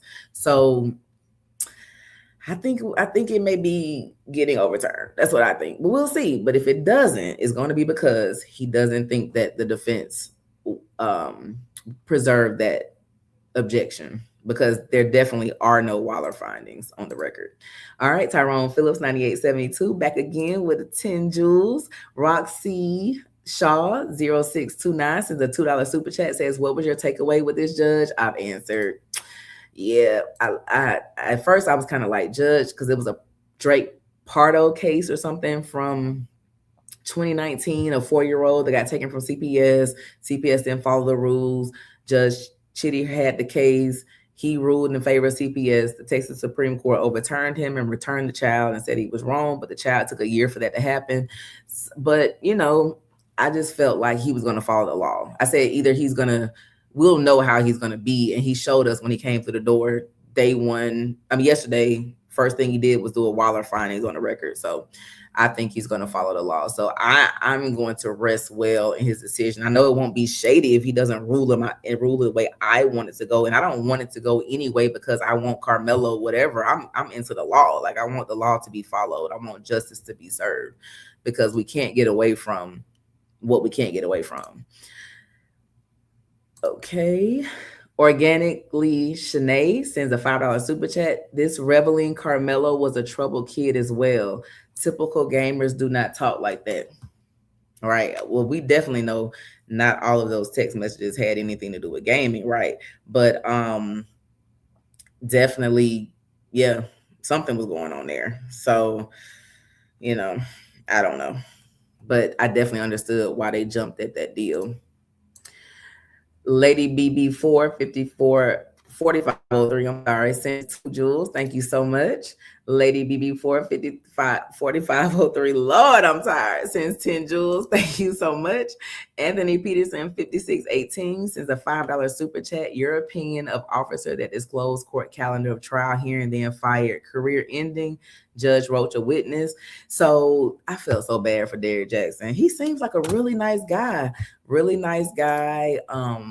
He had been working for Collin County for a while, and honestly, I think it could have been an argument made on whether he really did do anything wrong. The gag order, and I wonder if that is on that website. Is the gag order on there? I was glancing for that yesterday. I didn't see if it should be on here. Let me see if I can pull up the gag order to really speak to. No, I don't think it was. Let me see if I can Google it. But the gag order was in place, and that got put into place July 28th, 2025. And the judge didn't want anyone to speak on the hearings, any evidence or anything like that. Well, not hearings, let me take that word out. He didn't want anything about that evidence getting out. And I'm trying to see if I can find a copy of it. Getting out. And so he put this gag order in place. Nobody asked for it. He just, entered it himself. I was trying to find it. But if you can come across it, at the bottom of it, it gives an exception of when you can release information. And it says you can release information about hearings. So that's why Derrick Jackson said when the Associated Press reached out to him and asked him what was the trial schedule, He didn't think anything of it but to send it out to him. And then right after that, he got an email from a content creator, I'm about to say Carlos King, Christopher King, I think that's his name. And he's an attorney. And he was asking for the schedule. And so he just copied and pasted the email and sent it to him. He said he didn't think anything of it. It was Mother's Day weekend. He went home. He was getting all these beans and beans from people, but he didn't get that something was wrong until Monday morning. He got a call from Bill Worski and he chewed him out. And then Bill told him to have his boss call him. And then his boss did, and they ended up having a meeting with the judge the next week. And the judge goes off on him for 6 minutes, threatens contempt and all of that. But Russell Wilson says, but the gag order says you can release information about hearings. And Bill Worski jumps up and says, a hearing. This was trial. Trial and hearing are two different things. Are they? Are they? Isn't the trial a hearing? So, I think I felt bad for him. I don't think he should have been fired. Judge Roach, and that was another thing, Russell Wilson really went into it with him so he could show how Judge Roach acted, how he just, once again, he threatened that he was going to put him in contempt for like 6 months, had the man crying for 2 minutes before he said, oh, never mind. But yeah, so no, not career ending, because he didn't even do anything wrong, and then it's not like it was live streamed, so he'll be fine. He probably already has another job because he got fired back in May, so he's probably already moved on, but I did think that was too much. And he thought it was too much too. He said he thought it was just gonna be like a reprimand. Maybe he got written up, but to actually lose his job, he was blown away as well. Mocha Too Smooth sends a $10 super chat. Shout out Day One. I remember your name. Yes, I'm so happy you're covering these new motions. You are so thorough and I'm loving it. Sub for life. Free Mellow. Yay. Thank you so much for tuning in. One of the days. Yes, I do remember you being in the chat from a long time ago. Trading 3547. Forgive me if I said it wrong. 10 Jules. Thank you so much. All right. Keisha Jones. CG Ivy sends 30 Jules. Thank you so much, sis. All right, got a $5 super chat from BC4671. Says, which way do you feel the judge was leaning? And I've answered that, but I really couldn't tell which way he was leaning, but I could tell that he was asking the right questions and he was paying attention to the facts that mattered to the law. Okay, so that's what I could tell so far, but I couldn't tell which way he was leaning. But he was asking the right questions. And so he understands the law. He knows what he needs to consider. He just needs time to review everything. He's like, I've had the case now about 24 hours. Okay, so he has to go read. He probably won't sleep tonight. So yeah, he's got to do some catching up. Shout out to Mrs. White, the cultivated analyst. Hey, I love that. Became a new YouTube member. Thank you so much for the support. All right, wait a minute. Where am I at? Where am I? I'm losing. I'm sorry, y'all. Okay, we're almost. Okay, this one. No. Yes. I'm over here like fame. Okay. Life with XI 531 sends 10 Jules. Thank you so much for that. $5 super chat from Marva Rodriguez 7952 says, if they win, do they keep the same lawyers or get new ones? No, you keep these, baby. You hang on to the cape on Russell Wilson back. Yeah, no, they'll keep him because they weren't the original trial attorneys. What's happening is not overturning anything they did wrong. So no, he definitely keeps this team if they stay with him now, because they were taking the case pro bono. So I don't know if they're going to ask for a fee or what, but yeah, no, you stay with the winner. Stay with the winner. Okay, now I'm caught up. All right. Ms. White, the cultivated analyst, thank you. She sends $20 super chat. Had to go ahead and bite the bullet on that membership. I've dabbled around your content here and there since Karmelo, but now I can say you are her. Oh, and I'm not quick to compliment. Great job. We put Melo over our knee after this. Girl, yes, with a belt. I'm coming back to Texas. Okay. I'm coming back to Texas. I'm like, boy, oh, goodness. I was like, you stop acting like a little silver cap. If you know, you know. Thank you so much for that $20 super chat. I greatly appreciate it. Not only did you join the channel and you subscribed and sent a super chat. Thank you so much for the trifecta tonight. Thank you so much for tuning in. Shout out to Monica Corbin 1700 sends a $10 super chat. Great job. How did the Metcalf family react? You know what? I actually set 2 people over for Megan Metcalf today. I forgot to say that. After lunch, before I was in the back on the end, but after lunch I did send 2 over, and she actually they had to cross over me to leave out to go to the restroom at one point. And when they were leaving, because I was hanging back to speak with Russell Wilson, she was like, oh, excuse me, we're about to go out. And then she was waiting for her partner, and then Jeff. Now Jeff today, I don't know, somebody else was saying that they think Jeff, I don't want to put that out there. I don't know that man like that. He just seems still very troubled. If I had to say like who is handling things better, it appears physically, like to the outside, that Megan Metcalf may be handling her grieving process a little better than Jeff Metcalf. He still looks really, really bad. Yeah, he had on it looked like somebody else's suit. It was like a real, like, I can't remember those. I don't even know if we still wear those suits. It was like so long because he's a short guy. The jacket was so long. I was like, but yeah, but they just, they don't say anything. They just take them in and out. They have escorts, so they'll take them out. They go to I don't even know where they go to the bathroom because I don't ever see them when they leave the courtroom. They take them somewhere special to a victim advocate room or something like that. So they take them out and bring them in. They're on the second row on the left side. But no real reaction today.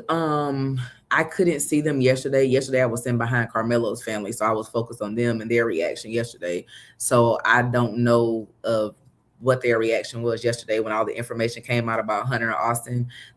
To Wednesday at the motion to recuse, I sat behind and to the left of Jeff Metcalf, and during the playing of Judge Roach's interview, he was nodding his head like I saw written about the trial. They kept saying he had a lot of head nods and stuff. He had a lot of that going on Wednesday. And when Judge Roach made comments like, yeah, these AI pictures, you can't believe everything, he was like, yeah, right. Because, it was this whole thing about, did Judge Roach know the Metcalfs? And he did not prior to the trial.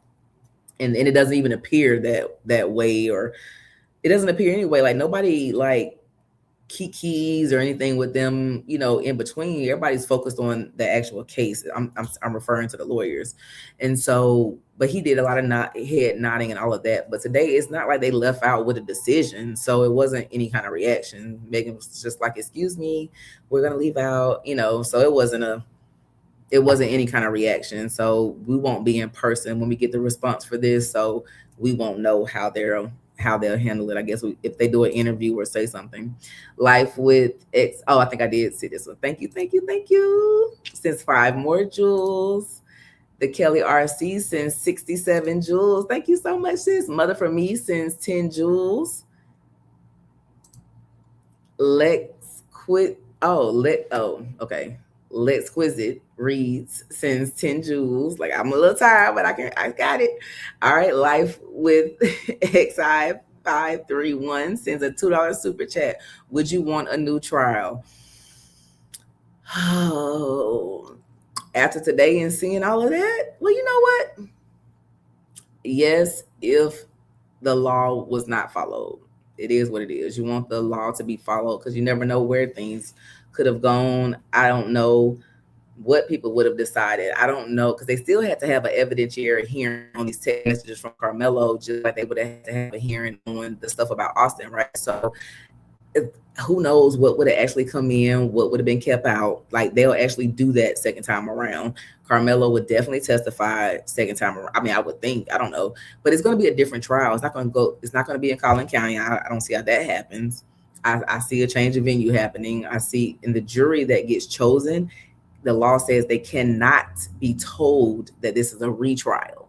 So to whoever is impaneled or comes on the jury pool, to them, this will be the first time that this goes to trial. So they can't know anything about what happened before or anything like that. So it can happen. And would I want it? I mean, if what has already happened. The rights have been violated. Yes, because the defendant deserves to have a right to a fair trial. So give him a fair trial. Tony Quick 8, was it Quakes? QK8SZ. They might say something, but I'm too tired to try to figure it out. 10 jewels. Thank you so much. Sean, what's it say? Sean App Talks. AP Talks, App Talks. Why wasn't it a pretrial? Well, they did do pretrial hearings. They just didn't do them like normal. So they say that when all of the threats and everything came in, and the threats were coming from day one, that they were trying to protect Karmelo. And so they didn't want to bring him into the courthouse because people had death threats on him. So they wanted to keep him. I don't know if you were here at the beginning, but he actually came in today. He has on a bulletproof vest under his suit. So you can see, we could see it today. We didn't notice it yesterday, but we could see today in the back, you could see it kind of bunching up or whatever when he stood up, and when they put the waist chains on him. So I don't know if he had one on yesterday, but he definitely had one on today. So they weren't trying to bring him into the courthouse, which this is why they had all the pretrial hearings back in the judge's chambers, and they were trying to hide everything from the content creators, disruptors that could get a hold of things and make it a mess. So that is why.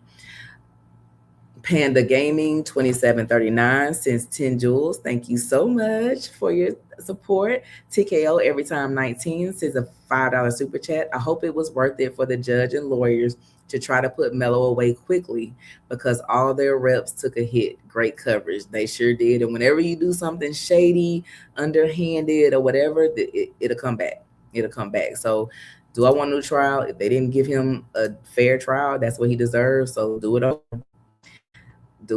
Elise the artist sends 10 jewels. Thank you so much for your support. No Captivity with Freezy. I've been watching you. Sends a $5 super chat. Reviewed your court video tonight on my channel. Oh gosh, excellent work, sis. Thank you so much. Told my viewers to subscribe to you. Wow, that is so.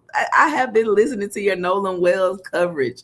Man, you be killing them. I was like, oh my God, I know who you are. That is so cool. Okay, so any mods in the chat, please drop the link to No Captivity with Freezy's channel. Y'all go follow. He has been doing a coverage every night on the Nola Wells case. So definitely go check him out.